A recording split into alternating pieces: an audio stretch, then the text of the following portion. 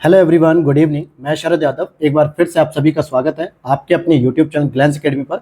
दोस्तों, यहाँ पर आप मेरे साथ सॉल्व करेंगे विजन आईएएस की टेस्ट सीरीज, और जिसमें हम लोग कर रहे हैं complete test series. It means की फुल टेस्ट सीरीज यूपीएससी 2024 के लिए। इसमें आप देखोगे टेस्ट नंबर तो ये 27 है, लेकिन फुल टेस्ट के नंबर पर अगर आप देखोगे तो चौथा टेस्ट है। और इससे पहले मैंने 8 से 9 टेस्ट सब्जेक्ट वाइज कराए हैं, जिसमें पॉलिटी है, हिस्ट्री है, ज्योग्राफी है, साइंस है, एनवायरमेंट।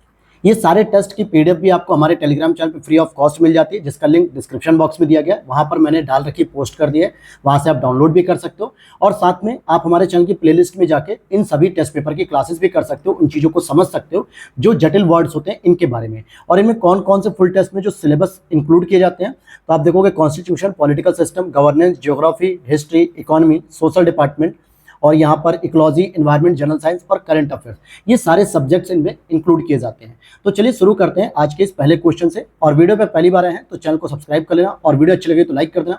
और साथ में आप अगर यूपी पीसीएस या यूपी आरओ की भी तैयारी कर रहे हैं यूपीएससी के साथ, जो कि एग्जाम हो सकता है जुलाई में हो या सितंबर अक्टूबर में, तो उसके लिए मैं अभी से डेली टारगेट्स दे रहा हूँ। 3 टारगेट्स ऑलरेडी दिए जा चुके हैं, और वो सारे टारगेट्स उस पर बेस्ड हैं जिससे पीवाईक्यू और जो टॉपर्स हुए हैं, सेलेक्टेड हुए हैं, उनके डीप एनालिसिस के बेस पे, कि जहां से आपको maximum to maximum 90 to 100 question वहां से सीधे देखने को मिलेंगे एग्जाम हॉल में। तो उसे भी आप फॉलो कर सकते हो, प्लेलिस्ट में सारे वीडियोज आपको मिल जाएंगे। तो यहाँ पर जो आपके सामने पहला प्रश्न दिया जा रहा है, ये आपका दिया रहा है एचपीएम से। एचपीएम का मतलब क्या होता है कि उच्च शक्ति वाले जो माइक्रोवेव हथियार होते हैं, इनके बारे में विचार करने की बात कर रहा है। उच्च शक्ति का मतलब है हाई पावर जो माइक्रोवेव हथियार होते हैं, इनके बारे में कहा जा रहा है, अर्थात कि एचपीएम। इसके बारे में पढ़ते हैं। ये हथियार इलेक्ट्रॉनिक प्रणालियों को बाधित या क्षतिग्रस्त करने के लिए विद्युत चुंबकीय ऊर्जा का उपयोग करते हैं, अर्थात इलेक्ट्रोमैग्नेटिक जो एनर्जी होती है, जो सूर्य से निकलती है, उसका प्रयोग करते हैं। या फिर ये हथियार भौतिक संपर्क की आवश्यकता के बिना दुश्मन के इलेक्ट्रॉनिक्स को निष्क्रिय करने में सक्षम है। तो आप देखो कि यहाँ पे दोनों ही स्टेटमेंट सही है, पहली बात।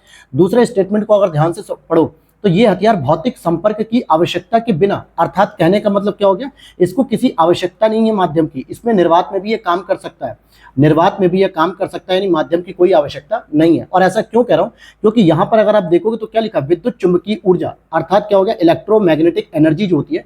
और सामान्यतः सूर्य से आने वाली जो किरणें होती है वो भी क्या होती है, इलेक्ट्रोमैग्नेटिक वेव्स होती हैं, और ये भी माध्यम की आवश्यकता नहीं होती, निर्वात में गमन करती है। तो इसका मतलब दूसरा स्टेटमेंट भी सही है। और पहले में क्या कह रहा है कि ये जितनी भी इलेक्ट्रॉनिक प्रणालियां होती है उनको भी ये जो है कि जैसे कंप्यूटर सिस्टम हो गया, सुपर कंप्यूटर हो गया, जो बहुत सारे सिक्योरिटी सिस्टम बहुत सारे कंप्यूटर से ही चलते हैं, जैसे डीआरडीओ हो गया, डिफेंस हो गया, ये सब, तो इनको भी ये बाधित कर सकती हैं, ये दूसरे देशों की भी क्षमता को बाधित कर सकती हैं। तो दोनों ही स्टेटमेंट यहाँ पर सही है, इसलिए सी ऑप्शन करेक्ट है। अब यहाँ पर दूसरा प्रश्न देखेंगे, आप पॉलिटी से संबंधित है।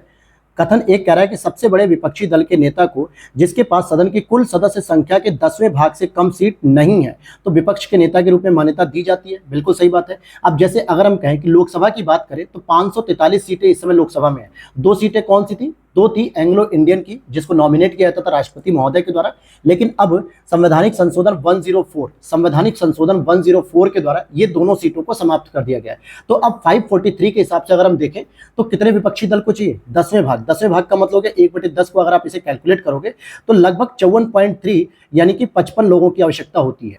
अगर किसी पार्टी के पास 55 सांसद जो है कि जीत कर आते हैं लोकसभा में, या फिर 55 से अधिक, तो उसे हम विपक्षी दल के रूप में मान्यता दे देते हैं।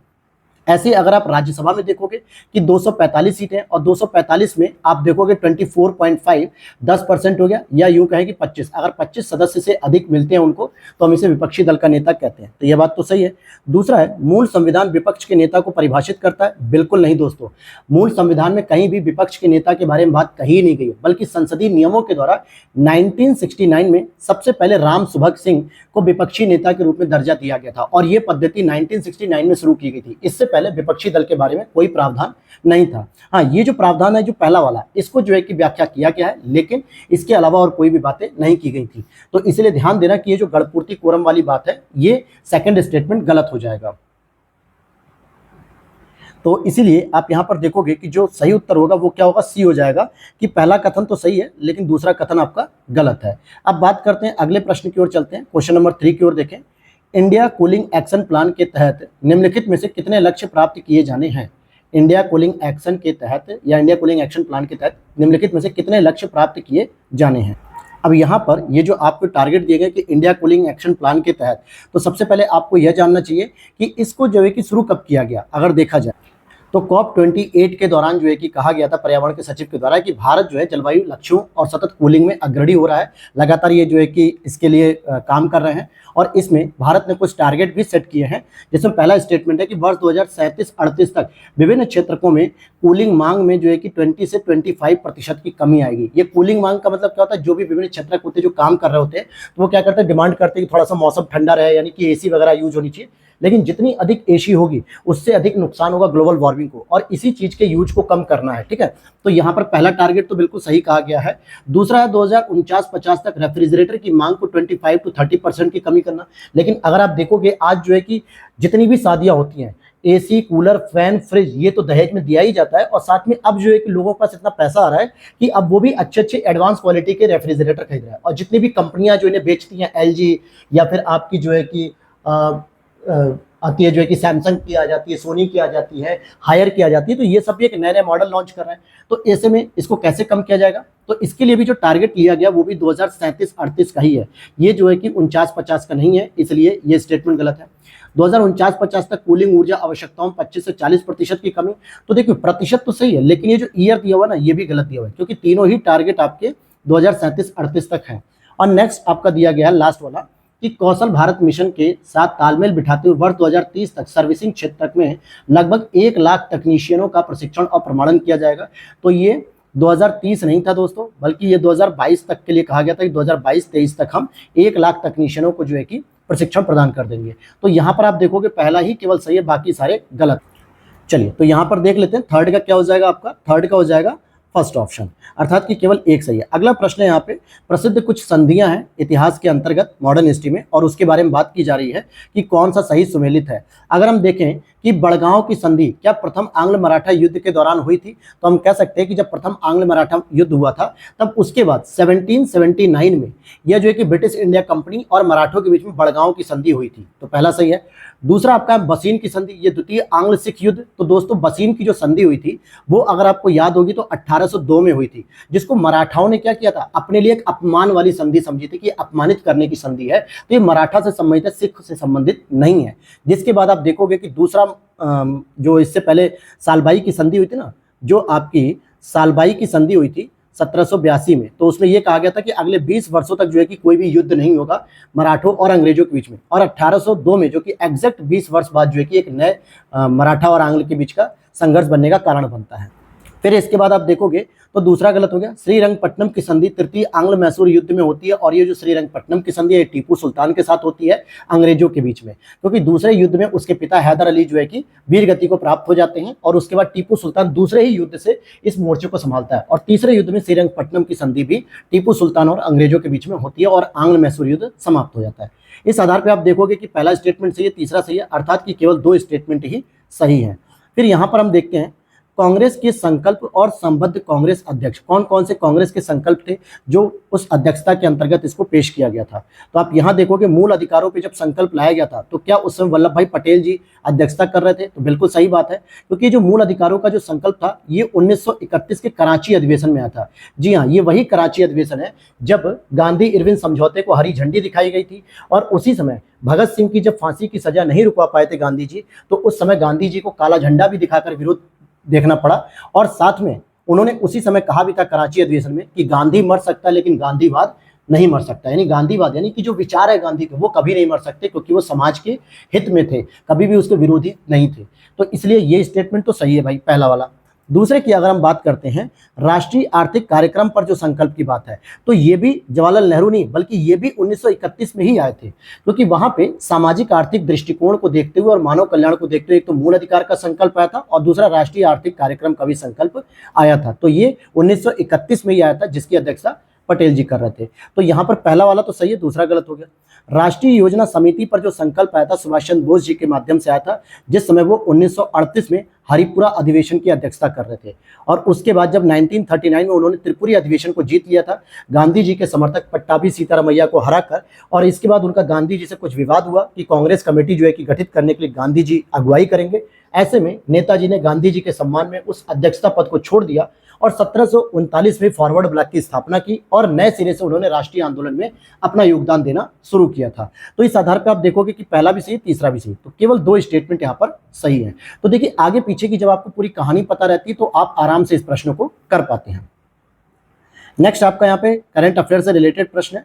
क्या पूछा रहा है? मिशन कर्मयोगी राष्ट्रीय सिविल सेवा क्षमता विकास कार्यक्रम, अर्थात मिशन कर्मयोगी के तहत यह माना जा रहा है कि जितने भी ब्यूरोक्रेट्स होते हैं इनकी क्षमताओं को एनहांस किया जाएगा, ट्रेनिंग दी जाएगी, ताकि ये अब नई चुनौतियों से, जो नया युग आ रहा है, टेक्नोलॉजी का युग आ रहा है, एआई का युग आ रहा है, तो ऐसे में इन लोगों को एक नई क्षमता से डेवलप किया जाए ताकि वो ऐसे संघर्षों से भी निपट पाए। तो यहाँ पर क्या कहा रहा है कि इसमें संविदा कर्मचारियों सहित विभिन्न मंत्रालयों के सभी सिविल सेवक शामिल होंगे।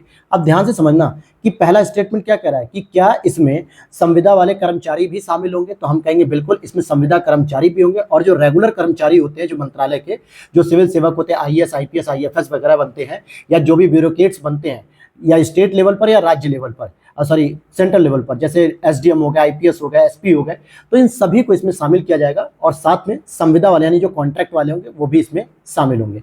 सेकंड कह रहा मिशन के तहत प्रधानमंत्री कार्यालय यानी कि पीएमओ प्राइम मिनिस्टर ऑफिस के अंतर्गत एक कार्यक्रम प्रबंधन इकाई पीएमयू की स्थापना भी की जाएगी क्या? तो आप देखोगे कि अगर इसके बारे में हम बात करें तो यहाँ पर एक मिस्टेक हो रही है। यहाँ पर जो है आपका कार्यक्रम प्रबंधन इकाई नहीं होगी, बल्कि प्रधानमंत्री सार्वजनिक मानव संसाधन परिषद के नाम से इसे जाना जाएगा, जिसको PMHRC यानी कि prime minister human resource council के नाम से इसे जाना जाएगा। ये जो है कि क्षमता विकास करेगी, इसलिए दूसरा वाला स्टेटमेंट गलत हो जाएगा। तीसरा है कर्मयोगी भारत को डिजिटल परिसंपत्तियों के स्वामित्व, प्रबंधन, रखरखाव और सुधार के लिए 100% सरकारी स्वामित्व वाली इकाई के रूप में स्थापित किया जाएगा।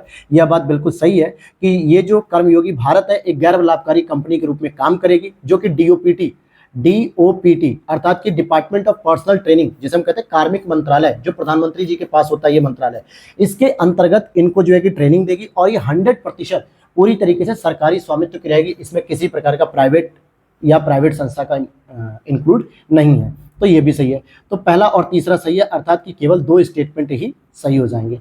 तो देखिए इस तरीके से जब आप पूरी डिटेल से समझेंगे चीज़ों को, तो आपके प्रश्नों के गलत होने के चांसेस भी कम होंगे, और जिन चीज़ों पर आके प्रश्न अक्सर आप गलत करते हो, जहाँ पे ध्यान नहीं देते हो, वो चीज़ आप यहाँ से समझ पाओगे।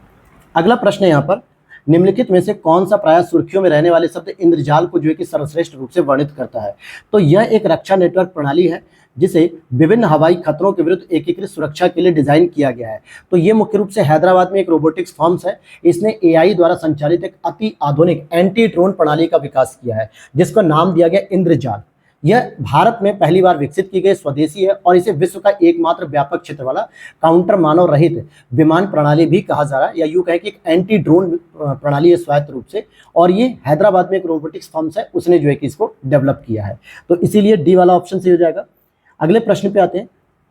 भारत में अंग्रेजों द्वारा शुरू किए गए स्थायी भू राजस्व बंदोबस्त के निम्नलिखित कथनों पर विचार कीजिए और देखना कौन सा सही है कौन सा गलत है। पटनी एक उपनिवेश व्यवस्था थी जिसमें जमींदार और किसानों के बीच एक ही मध्यस्थ होता था। अवबाव किसानों द्वारा जमींदारों को दी जाने वाली प्रथागत दरें थी। अब यहाँ पर अगर आपसे पूछा जाएगा तो सबसे पहले आपको पता होना चाहिए कि जो स्थायी भू राजस्व था, या जिसे हम स्थायी बंदोबस्त कहते हैं, जिसको 1793 में लॉर्ड कॉर्नवालिस के द्वारा शुरू किया गया था। किसके द्वारा शुरू किया गया था? लॉर्ड कॉर्नवालिस के द्वारा शुरू किया गया था। तो यहाँ पर देखोगे कि ये चीज तो मैंने बता दी। अब पहला स्टेटमेंट गलत क्यों है दोस्तों? क्योंकि पटनी जो होता था, या यूं कहे कि पटनीदारों जिसे कहते थे, ये एक उपनिवेशन व्यवस्था तो थी, लेकिन किस प्रकार की? उप जमींदारी वर्ग की। होता क्या था कि जब जमींदारों और अंग्रेजों के बीच में जो समझौता हुआ था कि भाई जमींदार क्या करेंगे, 1/11 हिस्सा अपने पास रखेंगे और 10/11 हिस्सा अंग्रेजों को दे देंगे, जो भी राजस्व प्राप्ति करेंगे किसानों से छीन के। ठीक है, किसानों से वो छीनते ही थे, मांगते नहीं थे प्यार से, इसलिए किसानों का शोषण सबसे अधिक हुआ। लेकिन जब जमींदार कुछ ऐसे होते थे जिनके पास इतनी वैल्यू क्रिएट नहीं हो पाती, इतना टैक्स कलेक्शन नहीं हो पाता था, बड़े क्षेत्र में उनको घूमना पड़ता था, तो उन्होंने क्या किया? अपने नीचे एक उप जमींदार वर्ग को तैयार किया। उप जमींदार वर्ग को तैयार किया, और यही जो उप जमींदार वर्ग था यही पटनी था। इसे कहा गया कि आप जो है कि किसानों से जाके डायरेक्ट पैसा खींच के लाओ, छीन के लाओ, और फिर हमें दो, और हम उठा के क्या करेंगे? सरकारों को दे देंगे। तो ऐसे में जो पटनीदार हैं ये एक बिचौलिए के रूप में सामने आते हैं, उप जमींदार। और यहाँ पे जमींदार किसानों के बीच कोई मध्यस्थ थे या नहीं थे, ये गलत हो जाएगा। ठीक है, तो इसीलिए पहला स्टेटमेंट गलत हो गया। दूसरा अवबाब। अब अगर हम अवबाब की बात करेंगे तो यहाँ पर आप देखोगे कि भू राजस्व की प्रथागत दरों के अलावा जमींदारों द्वारा किसानों से वसूले अतिरिक्त कर या शुल्क से संबंधित है। तो ये कोई प्रथागत दरें नहीं थी। प्रथागत दरें का मतलब होता है जो भू राजस्व निश्चित किया जाता है स्थायी बंदोबस्त में, महालवाड़ी बंदोबस्त में, रैयतवाड़ी बंदोबस्त में। बल्कि अवबाव क्या होता था कि जो 10/11 और 1/11 का जो हिस्सा होता था ना, इसके अलावा भी जो है कि जमींदार वसूली करते थे जबरदस्ती, जबरन, जिसमें कोई अंग्रेजों का हिस्सा नहीं होता था। ये पूरा का पूरा जो है कि अतिरिक्त शुल्क होता था और जो अपने पास ही वो लोग रख लेते थे। इसलिए अवबाव भी आपका प्रथागत दरें नहीं है बल्कि अतिरिक्त दर आती है। तो ये भी गलत है, अर्थात डी ऑप्शन हो जाएगा।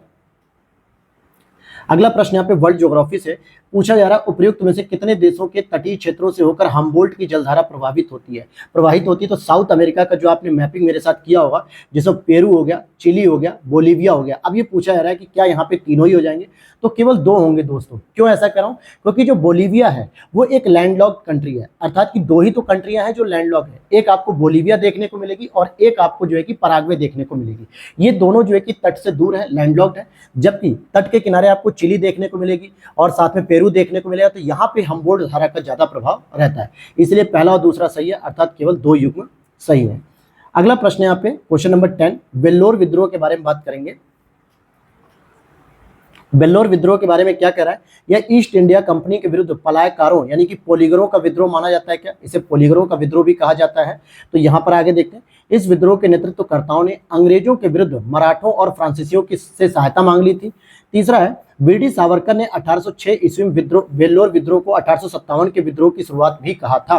तो अब यहाँ पर आपको ये समझना होगा कि जो पहला स्टेटमेंट है दोस्तों, पहली चीज की वेल्लोर विद्रोह कब हुआ था, ये हुआ था आपका लगभग 10 जुलाई के आसपास हुआ था। 10 जुलाई 1806 में हुआ था ये वेल्लोर विद्रोह। और अगर देखा जाए तो जो वेल्लोर शहर है वर्तमान के तमिलनाडु शहर के अंतर्गत है और ये आरंभिक विद्रोह देसी शासकों के द्वारा किए गए थे। वेल्लोर विद्रोह को सिपाहियों द्वारा संगठित भी किया गया था, और जबकि यहाँ क्या करा है कि जो पलायकारों के द्वारा नहीं किया गया था, पोलीगरों के द्वारा नहीं किया गया था। ठीक है, तो ये अलग हो गया पहली चीज। दूसरा, अगर हम स्टेटमेंट देखते हैं कि क्या दूसरा सही है कि नहीं, तो यहाँ पर अगर हम दूसरे स्टेटमेंट को पढ़ते हैं तो इसमें देखोगे कि इस विद्रोह के नेतृत्वकर्ताओं ने अंग्रेजों के विरुद्ध मराठा और फ्रांसीसियों से सहायता मांगी थी। तो बिल्कुल मांगी थी यहाँ पर कि हमें इनकी सहायता अगर मिल जाएगी तो हम अंग्रेजों को हरा सकेंगे। तो ये तो सही है स्टेटमेंट। तीसरा, अगर हम देखें कि वीडी सावरकर ने अपनी पुस्तक में 1806 में हुए वेल्लोर विद्रोह को 1857 के विद्रोह की शुरुआत भी कहा था, यह भी बात सही है, क्योंकि उन्होंने एक पुस्तक लिखी थी 1857 प्रथम भारतीय स्वतंत्रता संग्राम। इसमें 1806 के वेल्लोर विद्रोह का जिक्र भी किया और इसे पहला मूवमेंट भी कहा गया था 1857 की कड़ी में। तो तीसरा भी सही है, अर्थात केवल 2 युग्म सही हो गए। अगला प्रश्न प्रेशर ग्रुप से रिलेटेड, दबाव समूहों के संदर्भ में एनामिक या प्रदर्शनात्मक दबाव समूहों को सर्वोत्तम रूप से परिभाषित किया गया। कौन करता है? ऐसे समूह जो लघु समय अवधि के लिए अस्तित्व में रहते हैं और उनमें हिंसक होने की प्रवृत्ति भी होती है। तो ऐसे जो भी समूह होते हैं जो अपने हितों को प्रदर्शित करते हैं, प्रदर्शन करते हैं, धरना प्रदर्शन। अब जैसे अगर हम कहें जो आरओ का परीक्षा लीक हो गया था 11 फरवरी 2024 को यूपी में, तो वहां पर बहुत सारे छात्रों ने, बहुत सारे कोचिंग संस्थानों ने प्रदर्शन किया, छात्र हित के जो दबाव समूह थे वो भी आए, और हो सकता था उसमें हिंसक प्रवृत्ति भी हो सकती थी। हालांकि पुलिस ने जो लाठीचार्ज की उसने ये आरोप लगाया कि जो छात्र थे वो हिंसक प्रवृत्ति को अपना रहे थे, जबकि ऐसा कुछ भी नहीं था रियलिटी। लेकिन यहाँ पर जो दबाव समूह होते हैं जो एनामिक कहलाते हैं, प्रदर्शनात्मक, वो इस तरीके की गतिविधियां में लिप्त पाए जाते हैं। तो इसीलिए ऐसे ऑप्शन को हमने बताया। नेक्स्ट है आपका 12 नंबर पे, कौन से प्रकाश रासायनिक धूम कोहरे के सामान्य प्रदूषक होते हैं? जो प्रकाश रासायनिक जो धूम होते हैं उनके कोहरे के सामान्य प्रदूषक के रूप में आप देखोगे तो एक्रोलीन भी होती है, फॉर्मेल्डिहाइड भी होती है, परऑक्सी एसिटिल नाइट्रेट यानी जिसको हम लोग पैन कहते हैं इन शॉर्ट, ओजोन भी होती है, और नाइट्रिक ऑक्साइड भी होती है। तो यहाँ पर आप देखोगे कि सारे के सारे फोटोकेमिकल स्मॉग के सामान्य घटक हैं, अर्थात एक ऑप्शन इज करेक्ट हो जाएगा। अगला प्रश्न है आपका 13 नंबर पे, क्या पूछ रहा है? पहले हम प्रश्न को पढ़ते हैं कि उपर्युक्त में से कितने उच्च अक्षांशीय पारिस्थितिकी तंत्र में परमाफ्रॉस्ट विगलन के संभावित परिणाम है? पहले तो आपको यह पता होना चाहिए कि जो परमाफ्रॉस्ट होता है ये असल में तुषार मंडल भी कहा जाता है, या तुषार मंडल की जगह में अगर इन शॉर्ट और भी आपको एक आसान भाषा में बताऊं तो इसे हम कहते हैं जमी हुई बर्फ। जैसे ग्लेशियर वगैरह होती है, ये सब जमी हुई बर्फ होती है, या आर्कटिक हो गया, अंटार्कटिक हो गया। तो यही पूछ रहा है कि जो उच्च अक्षांशीय कौन से होते हैं? जो 90 डिग्री के आसपास होते हैं, या 70 डिग्री के आसपास होते हैं, 80 डिग्री के आसपास होते हैं, या 85 डिग्री के आसपास, जहाँ पे आर्कटिक ओशन, अंटार्कटिक ओशन का विस्तार सामान्यतः देखा जाता है। या फिर भारत में अगर आप देखोगे तो हिमालय में जो ग्लेशियर है वो भी तो भारत के उच्च अक्षांशीय पारिस्थितिकी तंत्र है। तो इनमें जो विगलन हो रहा है यानी कि जो पिघलने की दर बढ़ रही है, ये किसकी वजह से बढ़ रही है? अगर आप इसे देखोगे तो ग्रीन हाउस गैसों के उत्सर्जन में जितनी वृद्धि हो रही है इसकी वजह से ग्लोबल वार्मिंग बढ़ रही है, पृथ्वी का तापमान बढ़ रहा है, जिससे यहाँ पर जो जमी हुई बर्फ है वो भी धीरे धीरे पिघल रही है, और वाटर बॉडीज में क्या हो रहा है, समुद्री जल स्तर में वृद्धि हो रही है। दूसरा, रोगाणुओं की सक्रियता में वृद्धि, क्योंकि बहुत सारा ऐसा माना जाता है कि बहुत सारे जो वायरस हैं या जो रोगाणु के जो कारण है, चाहे वो जीवाणु, कवक, वायरस, वो इनमें दफन हुए हैं। अगर ये पिघलने शुरू हो गए तुषार मंडल, परमाफ्रॉस्ट, तो ऐसे विषाणु या जीवाणु बाहर होकर निकलने लगेंगे और वो जीवित होकर फिर नुकसान पहुंचाएंगे। तीसरा, सड़कों और भवनों को संभावित क्षति पहुंच सकती है। बिल्कुल भाई, अगर जलस्तर में वृद्धि होगी इसके पिघलने से, तो जलस्तर में वृद्धि होने से जो समुद्री किनारे पे जो है कि सड़कें होती हैं या जो भवन होते हैं, वो सामान्यतः क्या होता है, ढह जाते हैं, यानी उनके नीचे जल से कटाव हो जाता है, और जल कटने से यानी मृदा के कटाव होने से भवन भी जो है कि पानी में डूब जाते हैं और सड़कें भी खराब हो जाती हैं। कोस्टल रीजन पे ऐसा देखने को मिलता है, इसलिए तीनों स्टेटमेंट यहाँ पर सही हो जाएंगे। अगले प्रश्न को देखते हैं। वैयक्तिक आय यानी कि पर्सनल इनकम के बारे में बात की जा रही है। अब पूछ रहा है कि उपयुक्त में से कितने अर्जित आय के भाग हैं लेकिन प्राप्त नहीं होते हैं। अब यहाँ पर ये चीज समझ लीजिए कि जो वैयक्तिक आय है इसको हम लोग पर्सनल इनकम कहते हैं। पर्सनल इनकम का मतलब क्या होता है, जो किसी एक वर्ष में, मान लो एक वित्तीय वर्ष में किसी भी एक व्यक्ति के द्वारा, किसी भी एक परिवार के द्वारा जितने भी प्रकार से उन्होंने अर्जित की हो, वो सारी की सारी क्या हो जाएगी, पर्सनल इनकम हो जाएगी। लेकिन अब यहाँ पे ये कह रहा है कि जो भी अर्जित किए गए हैं वो कौन कौन से हैं, लेकिन उन्हें वो प्राप्त नहीं हो पाए। जैसे अगर आप देखोगे कि अवितरित लाभ, अगर उन्हें कोई अवितरित लाभ जो है कि नहीं मिला, या सामाजिक सुरक्षा पे उन्हें कोई टैक्स नहीं मिला, मतलब सॉरी मिलते हैं, और साथ में जो है कि वो निगम कर वाले हैं, तो ऐसे में जो है कि ये तीनों ही जो है कि अर्जित आय के रूप में तो होते हैं लेकिन उन्हें प्राप्त नहीं होते हैं। तो इसलिए केवल 3 इसका सही हो जाएगा। अगला प्रश्न है यहाँ पे कलारी पट्टू के बारे में बात करेंगे। आर्ट एंड कल्चर का प्रश्न, ये साउथ इंडिया से संबंधित एक मार्शल आर्ट से संबंधित है। यहाँ पर देखोगे यह एक मार्शल आर्ट है जिसकी उत्पत्ति तमिलनाडु राज्य से हुई थी। गलत। इसकी जो उत्पत्ति हुई थी दोस्तों वो केरल से हुई थी। तो पहला स्टेटमेंट तुरंत ही गलत कर दीजिए।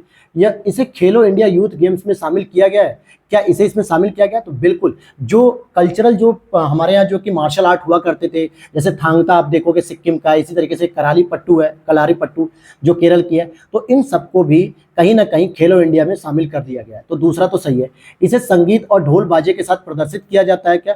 तो इसे ढोल बाजे के साथ प्रदर्शित नहीं किया जाता है, ठीक है, बल्कि ये शस्त्र पे आधारित एक युद्ध अभ्यास होता है, और इस शैली का अभ्यास महिलाएं भी करती हैं, यानी इसमें पुरुष भी होते हैं और महिलाएं भी शामिल होती हैं। तो तीसरा भी गलत है, केवल एक ही सही है, वो है ए ऑप्शन। अगला प्रश्न यहाँ पे एनआईसी की बात करेंगे, नेशनल इंटीग्रिटी काउंसिल की बात करेंगे, जैसे राष्ट्रीय एकता परिषद के संदर्भ में। तो इसमें अगर आप देखोगे विभाजन की चुनौतियों से निपटने के लिए 1947 में राष्ट्रीय एकता सम्मेलन आयोजित किया गया था क्या? फिर नेक्स्ट है, इस परिषद का कोई स्थायी सचिवालय नहीं है। तीसरा, भारत के राष्ट्रपति द्वारा हाल ही में भारत के 75वें गणतंत्र दिवस को मनाने के लिए एनआईसी की बैठक बुलाई गई थी। तो इसमें आप देखोगे कि पहला स्टेटमेंट गलत है, क्योंकि इसका गठन 1961 में हुआ था, और ये विभाजन से की चुनौतियों से नहीं निपटना था, बल्कि जवाहरलाल नेहरू जी ने उसको 1961 में तब बुलाया जब देश के अंतर्गत सांप्रदायिकता बढ़ रही थी, जातिवाद बढ़ रहा था, क्षेत्रवाद बढ़ रहा था, भाषावाद बढ़ रहा था, और संकीर्ण विचारों की बुराइयां आ रही थी सामने। इन सभी चीजों से निपटने के लिए, एक समाधान खोजने के लिए नेशनल इंटीग्रिटी काउंसिल का, या नेशनल इंटीग्रिटी काउंसिल भी कह सकते हो, कॉन्फ्रेंस भी कह सकते हो, इसका आयोजन किया गया 1961 में। तो पहला तो गलत हो गया। दूसरे की अगर हम बात करें तो यहाँ पे लिख रहा है इस परिषद का कोई स्थायी सचिवालय नहीं है। ये बात सही है, बिल्कुल। ये सरकार के विवेक पर छोड़ दिया जाता है कि जब उसे लगता है कि हाँ कुछ इस तरीके की समस्या है, तो वो क्या करते हैं, इसे बुला लेते हैं बैठक को और कॉन्फ्रेंस कर लेते हैं सभी क्षेत्रों से। तो ये बात सही है। तीसरा लिखा है कि 75वें बैठक मतलब गणतंत्र दिवस को मनाने के लिए एनआईसी की बैठक बुलाई गई है। तो ऐसा नहीं है, क्योंकि 75वां जो गणतंत्र दिवस हुआ वो अभी 2023 में हुआ है, लेकिन जो एनआईसी की जो आखिरी बैठक हुई थी वो हुई थी बीजेपी सरकार से पहले, अर्थात 2013 में हुई थी लास्ट टाइम। उसके बाद से अभी तक नहीं हुई है। तो पहला गलत, तीसरा गलत, केवल दूसरा सही है, इसलिए पहला ही केवल सही होगा कि एक स्टेटमेंट ही सही है। अगला प्रश्न यहाँ पे IIP यानी इंडस्ट्रियल इंडेक्स प्रोडक्शन, अर्थात कि इंडेक्स ऑफ इंडस्ट्रियल प्रोडक्शन की बात करेंगे, जो औद्योगिक रूप से जो उत्पादन किया जाता है उसके सूचकांक के बारे में बात करेंगे। इसे राष्ट्रीय सांख्यिकी कार्यालय द्वारा मासिक रूप से प्रकाशित किया जाता है क्या? तो ध्यान देना, ये मासिक रूप से कह रहा है, ये भी सही है। और सांख्यिकी कार्यालय का पूरा फुल फॉर्म है सांख्यिकी और कार्यक्रम कार्यान्वयन मंत्रालय, जिसको इन शॉर्ट हम मॉस्पी भी कह देते हैं, ठीक है। तो ये बात तो सही है, और ये मासिक रूप से होता है, ये भी याद रखना। दूसरा, आईआईपी की गणना के लिए उपयोग किया जाने वाला जो आधार वर्ष वो 2007-8 है, ये गलत है। अब कोई भी आधार वर्ष हमारे यहाँ गणना करने के लिए 7-8 का नहीं है, बल्कि अब हमारा जो आधार वर्ष है वो 2011-12 का इसमें आता है, तो ये गलत हो गया।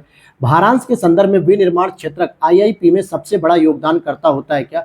तो भारांश के नेटवर्क के हिसाब से देखोगे तो बिल्कुल लगभग इसमें जो है कि 77.63% का जो है कि रिवॉर्ड्स दिया जाता है इसे, अर्थात विनिर्माण क्षेत्रक में जो है कि इसको 77.63 का वैल्यू दी जाती है।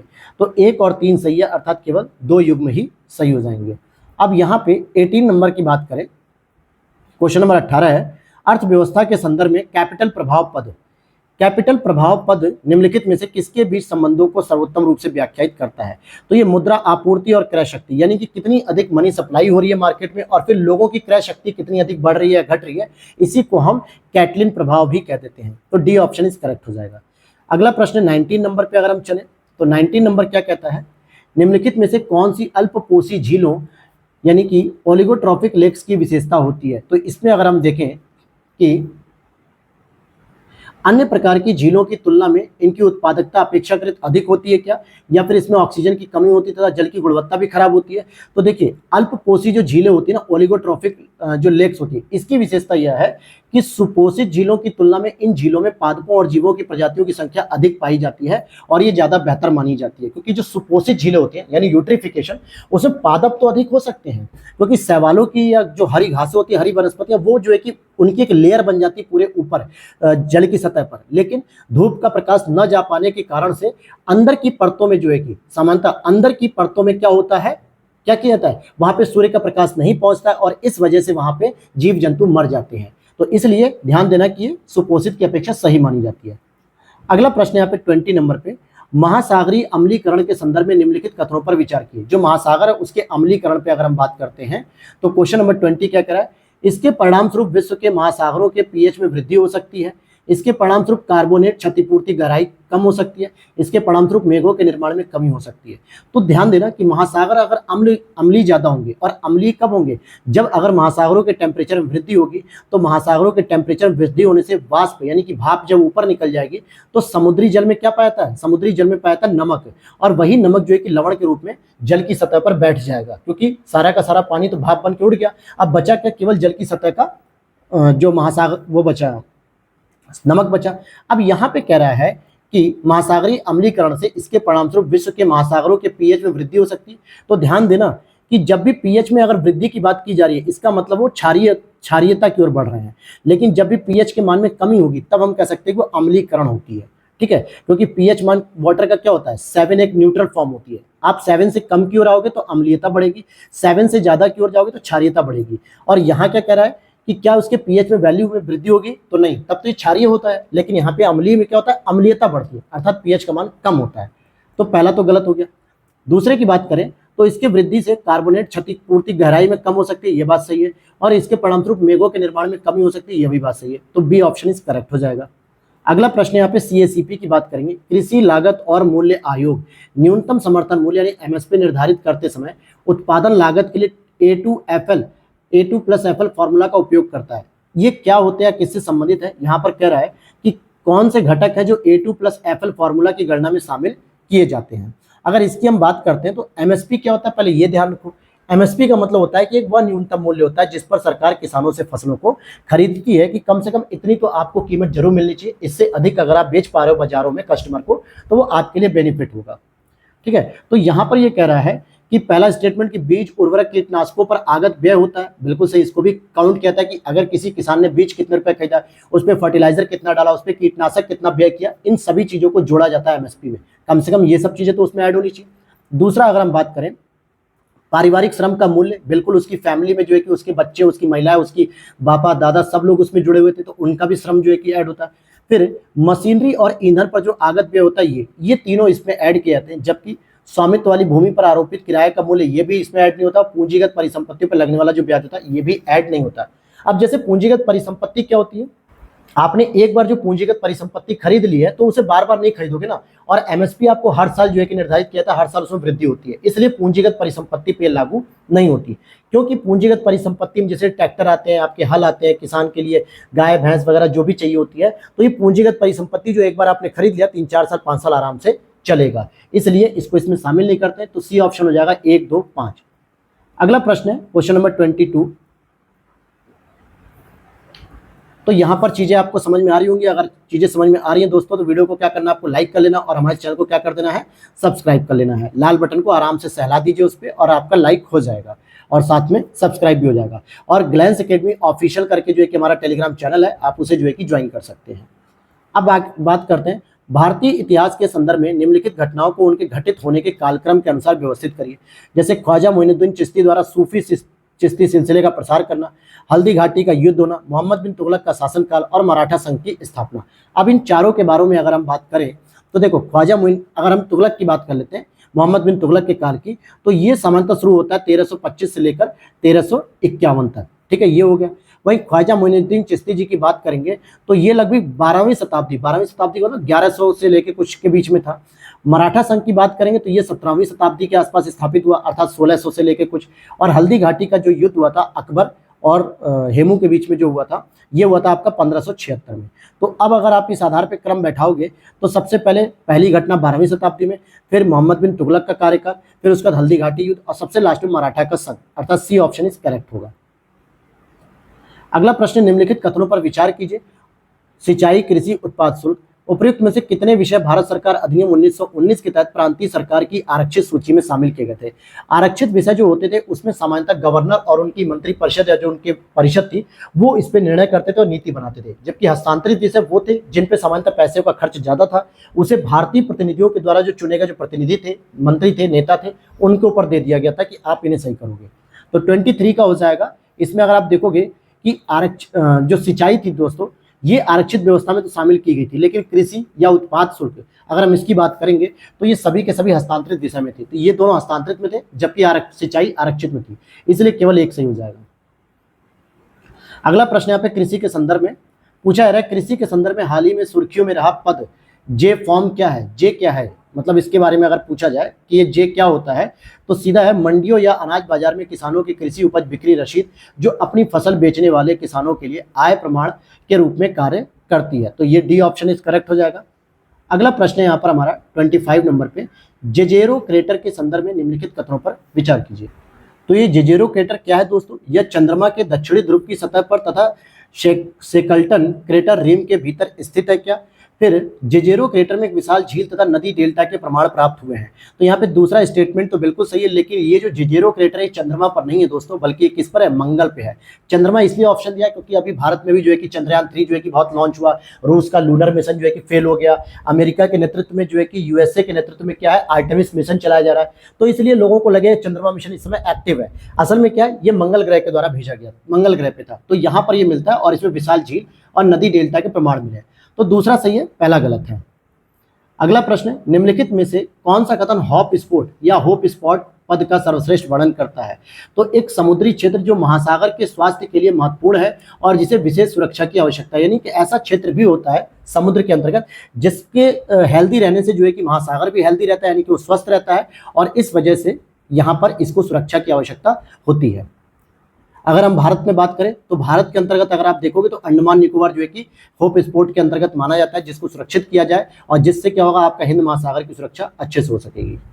अब यहाँ पर अगला प्रश्न है आपका पर्यावरण शरणार्थियों के संदर्भ में। एक तो मानवीय शरणार्थी आपने सुना होगा, लेकिन पर्यावरण शरणार्थी के बारे में अगर हम बात करें तो सामान्यतः जिसका उपयोग उन लोगों का वर्णन करने के लिए किया जाता है जो अपने आसपास के पर्यावरण परिवर्तन के कारण स्थानांतरित होते हैं। अब जैसे मान लो कि यूक्रेन से कुछ लोग जो है कि स्थानांतरण कर रहे थे, तो युद्ध की वजह से कर रहे थे, या गाजा से कुछ लोग स्थानांतरण कर रहे थे, स्थानांतरण गाजा पट्टी से, तो इजराइल में भी युद्ध हो रहा था, और रोहिंग्या जो मुसलमान जो शरणार्थी हैं जो म्यांमार से भाग रहे हैं, तो वहां पे भी गृह युद्ध की वजह से भाग रहे हैं। तो ऐसे लोग तो हो गए जो है कि राजनीतिक शरणार्थी। लेकिन जो लोग अपने पर्यावरण के परिवर्तन की वजह से, खान पान की आजीविका की चिंता की वजह से छोड़ रहे हैं ना उस जगह को, वहां से शिफ्ट हो रहे हैं, तो उन्हें पर्यावरणीय शरणार्थी कहा जाता है। तो इसके बारे में जो सही कथन है वो केवल तीसरा है कि सुरक्षित, व्यवस्थित और नियमित प्रवासन पर वैश्विक समझौते में जलवायु परिवर्तन को बड़े पैमाने पर मानव प्रवास को प्रेरित करने वाले कारकों के में से एक, मतलब कि कारकों में से एक के रूप में शामिल किया गया है।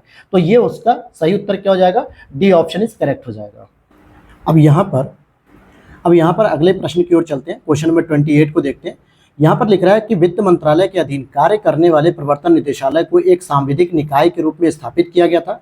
यह निदेशालय का सांविधिक कार्य विदेशी मुद्रा प्रबंधन अधिनियम, जिसको फेमा 1990 एक्ट को लागू करना है।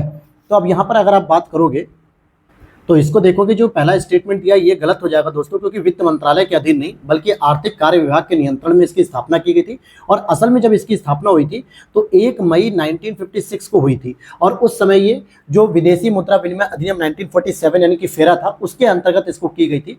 और इसकी जो मुख्य रूप से कार्य होते हैं, अच्छा पहला तो ये गलत हो गया, जो मुख्य रूप से कार्य होते हैं, एक तो होता है फेमा 1999 एक्ट को जो है कि लागू करना, दूसरा आपके पीएमएलए एक्ट यानी कि जो prevention of money laundering act होता है, जिसको हम धन शोधन निवारण अधिनियम 2002 कहते हैं, इसको भी लागू करने की बात होती है। और साथ में जो भगोड़ा आर्थिक अपराधी अधिनियम 2018 का आया है, इन सभी अधिनियमों को लागू करने के लिए इसको बनाया गया था। तो यहाँ पे दूसरा स्टेटमेंट तो सही है लेकिन पहला गलत है, इसलिए आपका उत्तर हो जाएगा डी, कि पहला जो है कि कथन गलत है, दूसरा सही हो जाएगा। अगला प्रश्न यहाँ पे बौद्ध धर्म के बारे में। बौद्ध धर्म का थेरवाद संप्रदाय अरहत की अवधारणा को केंद्रीय महत्व देता था। अरहत वे हैं जो दूसरों को निर्वाण प्राप्त करने में सहायता करने के लिए संसार के चक्र में रहने का चुनाव करते थे। कहने का मतलब हो गया यहाँ पर कि आप अगर पहले स्टेटमेंट को देखोगे तो ये बात बिल्कुल सही है कि थेरवाद जो संप्रदाय थे, थेरवादी और थेरवाद, ये लोग अरहत की अवधारणा को बहुत केंद्रीय महत्व देते थे।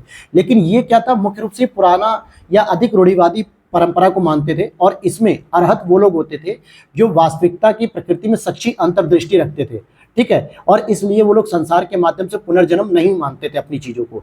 और जो ये दूसरा स्टेटमेंट दे रहा है कि अगर निर्वाण प्राप्त करने में जो है कि संसार के चक्र में लगे रहेंगे, जीवन मृत्यु के चक्र में, तो ये सामान्यतः बोधिसत्व की संकल्पना थी।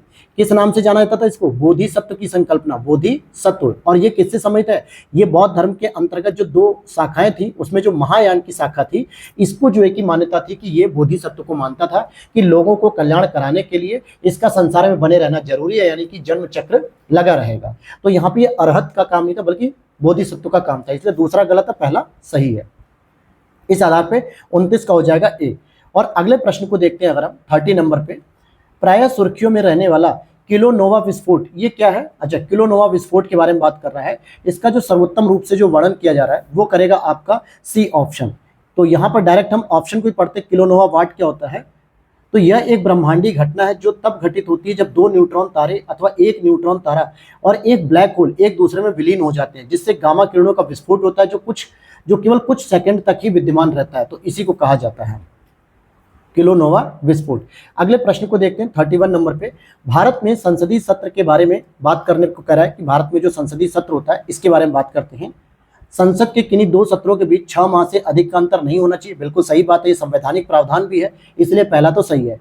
दूसरा, अगर हम कहें कि भारतीय संविधान के अनुच्छेद 85(1) के अनुसार अध्यक्ष समय समय पर लोकसभा का सत्र आहूत करेगा, तो दोस्तों सत्र को आहूत करने की जो शक्ति होती है वो राष्ट्रपति महोदय के पास होती है, न कि लोकसभा स्पीकर के पास। तो ये दूसरा वाला स्टेटमेंट गलत हो जाएगा, इसलिए यहाँ पे केवल एक ही सही होगा, पहला वाला।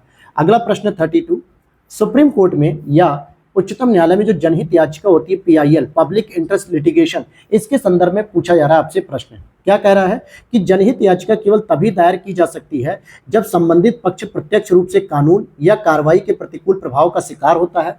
निचली न्यायालयों में याचिकाओं की शीघ्र सुनवाई से संबंधित मामलों के लिए जनहित याचिका दायर नहीं की जा सकती है। न्यायालय को जनहित याचिका पर विचार करने से पूर्व प्रथम दृष्टया याचिकाकर्ता की साख का सत्यापन करना पड़ता है। तो इस तरीके से आप देखोगे कि पहला वाला स्टेटमेंट तो गलत है। क्यों? क्योंकि जनहित याचिका केवल तभी दायर की जा सकती है जब संबंधित पक्ष प्रत्यक्ष रूप से कानून या कार्रवाई के प्रतिकूल प्रभाव का शिकार हो, ऐसा बिल्कुल नहीं है। कोई तीसरा व्यक्ति भी तब भी दायर कर सकता है किसी दूसरे समूह के लिए, लेकिन पहला स्टेटमेंट क्या कह रहा है कि PIL तभी दायर होगी जब स्वयं व्यक्ति प्रताड़ित हो, ऐसा जरूरी नहीं है। मैं कहता हूं कि अगर मुझे पर्यावरण को बचाने के लिए कुछ काम करना सिविल सोसाइटी की तरह, तो मैं भी PIL दायर कर सकता हूं किसी कंपनी के खिलाफ कि सर यहाँ पे जो है कि हसदेव के जंगल काटे जा रहे हैं जिससे पर्यावरण को क्षति पहुंचेगी। हालांकि मैं जो है कि हसदेव के जंगलों में नहीं रहता, लेकिन वहां पे रहने वाली जो जनजातीय समुदाय है उनके हितों की सुरक्षा करना तो हमारा कर्तव्य है, क्योंकि हम पढ़े लिखे अगर नागरिक है तो हमारा ये कर्तव्य है कि उन लोगों के हितों की सुरक्षा करें।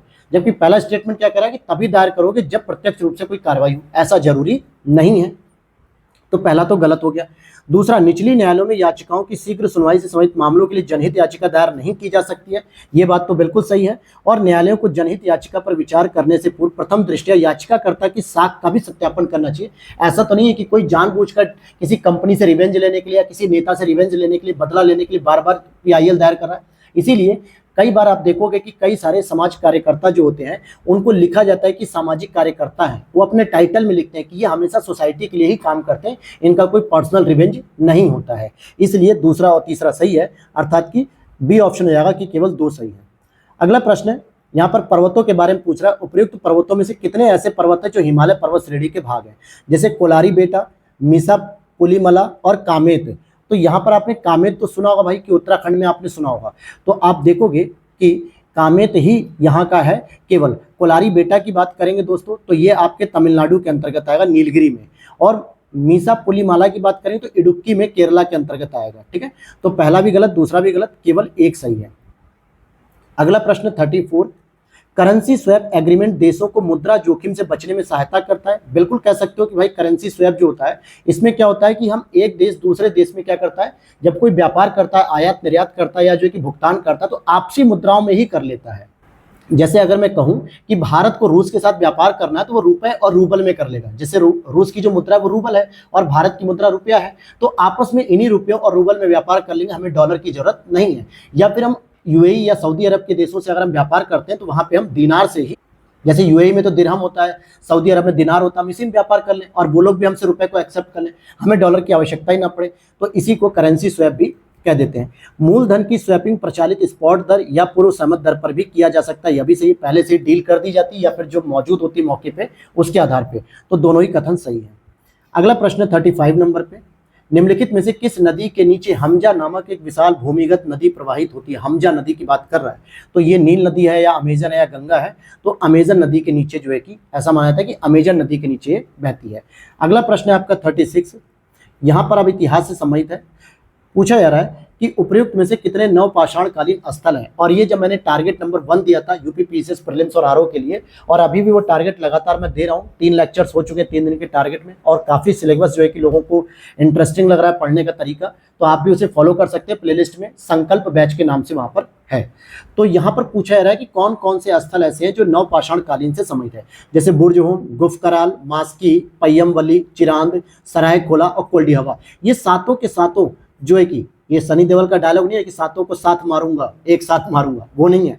यहाँ पे सभी सातों जो है कि नवपाषाणकालीन स्थल से संबंधित हैं। अब अगर मैं इन जो स्थल खंडों की प्रामाणिकता की बात करूं तो आप देखोगे कि जो चिरांद है ये दोस्तों कहाँ पे देखने को मिला था, तो चिरांद आपको बिहार में मिलेगा। ठीक है, बिहार में ये नवपाषाणिक स्थल हो गया। बुर्जहोम की बात करेंगे तो बुर्जहोम आपको जम्मू कश्मीर में देखने को मिलेगा। ठीक है, जम्मू कश्मीर में, और वहीं पर जम्मू कश्मीर में ही आपको क्या देखने को मिलेगा, गुफकराल भी देखने को मिलेगा। इसके बाद मास्की की बात करेंगे, मास्की, ब्रह्मगिरी, ये सब जो स्थान है ये आपको देखने को मिलेंगे कहाँ पे, ये कर्नाटक में देखने को मिलेंगे मास्की। ठीक है, जहाँ पे आपको अशोक के स्तंभ लेख भी मिलते हैं। पय्यमवली की बात करेंगे तो पय्यमपल्ली आपको देखने को मिलेगा तमिलनाडु के अंतर्गत। फिर कोल्डिहवा की बात करेंगे तो कोल्डिहवा आपके मध्य प्रदेश के अंतर्गत आता है, नवपाषाणी युगीन के संबंध में। ठीक है, कुछ भाग जो है कि मध्य भाग के अंतर्गत भी आता है। और इसके बाद सरायखोला की बात करेंगे तो सरायखोला मुझे याद नहीं आ रहा है कि सरायखोला कहाँ पर होगा, चलिए आपको मिलेगा तो आप कमेंट सेक्शन में बता दीजिएगा। ठीक है, बाकी सारे स्टेट्स मैंने बता दी जगह जगह। अगला प्रश्न है आपका 37 नंबर पे, यहाँ पे कुछ प्रकार दिए हुए और अनुक्रिया संबंधी जो है कि रणनीतियाँ, किससे, अजैविक कारकों के प्रति जीवों की जो अनुक्रिया होती है इसके बारे में यहाँ पे पूछा जा रहा है। जैसे कौन कौन से इसके सही मिलान है कि नहीं, इसके बारे में बात करें। नियमन की बात करें तो शरीर के तापमान को स्थिर बनाए रखना ही आपका रेगुलेट होता है नियमन। संरूपण की बात करें तो शरीर का तापमान परिवेश के तापमान के साथ बदलता है, जिसे हम लोग कोल्ड ब्लडेड कहते हैं। अगर आप ठंडे क्षेत्रों में जाओगे तो ठंडा हो जाएगा आपकी बॉडी का टेम्परेचर, और अगर आप गर्म क्षेत्र में जाओगे तो गर्म हो जाएगा आपकी बॉडी का टेम्परेचर। और ह्यूमन की बॉडी कैसी होती है, वार्म ब्लडेड होती है, इसीलिए कहा जाता है ना कि आपके खून में ज्यादा गर्मी है क्या, क्यों लड़ाई करते रहते हो। तो वार्म ब्लडेड का मतलब होता है आप चाहे ठंडे प्रदेशों में चले जाओ चाहे गर्म प्रदेशों में चले जाओ, आपकी बॉडी का टेम्परेचर फिक्स रहता है, थोड़ा बहुत ही डेविएट करता है। प्रवास की बात करेंगे तो दबावपूर्ण आवाज से अस्थायी रूप से अधिक अनुकूलन क्षेत्र में चले जाना। निलंबन की बात तो चयापचय गतिविधियों में कमी और प्रसूति या प्रसुप्ति की स्थिति में जाना। तो यहाँ पे देखोगे कि चारों ही युग्म आपके सही सुमेलित हैं। अगला प्रश्न है 38 नंबर पे, भारत के विधि आयोग के संदर्भ में निम्नलिखित कथनों पर विचार कीजिए। क्या ये विधि आयोग जो है कि क्या एक सांविधिक निकाय के रूप में जाना जाता है। फिर आयोग केंद्र सरकार और उच्चतम न्यायालय और उच्च न्यायालयों से प्राप्त संदर्भों के आधार पर परियोजनाओं पर कार्य करते हैं, या फिर विधि आयोग की रिपोर्ट राष्ट्रपति द्वारा संसद में प्रस्तुत की जाती है। तो पहली चीज मैं आपको बताना चाहूंगा कि यह जो विधि आयोग है ये गैर सांविधिक निकाय है, अर्थात कि संसद के द्वारा इसको नहीं निर्मित किया गया था, बल्कि ये संविधानेतर कह सकते हो या फिर कार्यपालिका के आदेश से भारत सरकार ने विधि और न्याय मंत्रालय और विधि कार्य विभाग की एक सूचना के रूप में, अधिसूचना के रूप में इसको स्टैब्लिश किया था। तो पहला गलत है। दूसरे की बात करेंगे तो ये बिल्कुल केंद्र सरकार, उच्चतम न्यायालय और उच्च न्यायालय से जो प्राप्त संदर्भ होते हैं इन परियोजनाओं पर ये कार्य करते हैं, यह बात सही है। तीसरे की बात करेंगे कि विधि आयोग अपनी रिपोर्ट राष्ट्रपति को देते हैं, यह बात बिल्कुल गलत है। ये जब विधि आयोग जो है विधि कार्य विधिक जो विधि एवं न्याय मंत्रालय होता है इसके माध्यम से रिपोर्ट संसद में प्रस्तुत की जाती है, तो ये राष्ट्रपति को नहीं देता बल्कि विधि न्याय मंत्रालय को दे देता है और फिर वो संसद में प्रस्तुत करते हैं। तो केवल एक स्टेटमेंट से दूसरा वाला। अगला प्रश्न है यहाँ पे 39, संयुक्त राष्ट्र सांख्यिकी आयोग के संदर्भ में निम्नलिखित कथनों पर विचार कीजिए। संयुक्त राष्ट्र सांख्यिकी आयोग संयुक्त राष्ट्र आर्थिक एवं सामाजिक परिषद द्वारा गठित एक आयोग है क्या? तो हम कहेंगे हाँ, बिल्कुल ये बात सही है। आयोग में संयुक्त राष्ट्र महासभा द्वारा निर्वाचित सदस्य शामिल होते हैं। अब यहीं पर जो है कि ये चीज़ों को करेक्ट करना है आपको, क्योंकि संयुक्त राष्ट्र जो सांख्यिकी आयोग है जिसकी स्थापना 1947 में की गई थी और यह एक वैश्विक सांख्यिकी प्रणाली का सर्वोच्च निकाय है। लेकिन अगर हम देखें तो इसमें जो है कि जो सामाजिक आर्थिक परिषद होती है ना, वो इसके द्वारा एक कार्यात्मक आयोग के रूप में कार्य करता है, लेकिन यहाँ पे महासभा द्वारा जो निर्वाचित सदस्य होते हैं ये इसमें शामिल नहीं होते हैं, बल्कि इसमें क्या होता है केवल 24 सदस्य ही इसके 24 सदस्य देश ही इसके जो है कि सदस्य के रूप में जानते हैं, जो कि सामाजिक आर्थिक परिषद से सम्मिलित होते हैं। तो ये गलत हो गया। वर्तमान में भारत संयुक्त राष्ट्र सांख्यिकी आयोग का निर्वाचित सदस्य है, बिल्कुल सही है। तो 1 और 3 दोनों हो जाएंगे। क्वेश्चन नंबर 40 जो कि आपके ज्योग्राफी जो मैं वर्ल्ड ज्योग्राफी जो मैं करा रहा हूँ मेंस के लिए, वहां पर ये सारे प्रश्न आपको देखने को मिलेंगे ज्योग्राफी से रिलेटेड, बिल्कुल सही होंगे। क्या कह रहा है? भूकंप के संदर्भ में भूकंपी अंतराल पद का वर्णन कीजिए। भाई भूकंपी अंतराल पद किसे कहते हैं? तो ऐसे भूकंप प्रवण क्षेत्र जहां लंबे समय से कोई भूकंप ही नहीं है, मतलब कि एक ऐसा क्षेत्र जहां पे भूकंप की संभावना तो बहुत अधिक है लेकिन फिर भी वहां पर एक लंबे समय से जो है कि कोई भूकंप की घटना ही नहीं हुई थी, तो इसी को कहा जाता है। अगले प्रश्न को देखते हैं 41 नंबर पे। प्राचीन भारत के समृद्ध के संदर्भ में सिद्ध मातृका या कुटिला शब्द का प्रयोग किया जाता है किसके बारे में?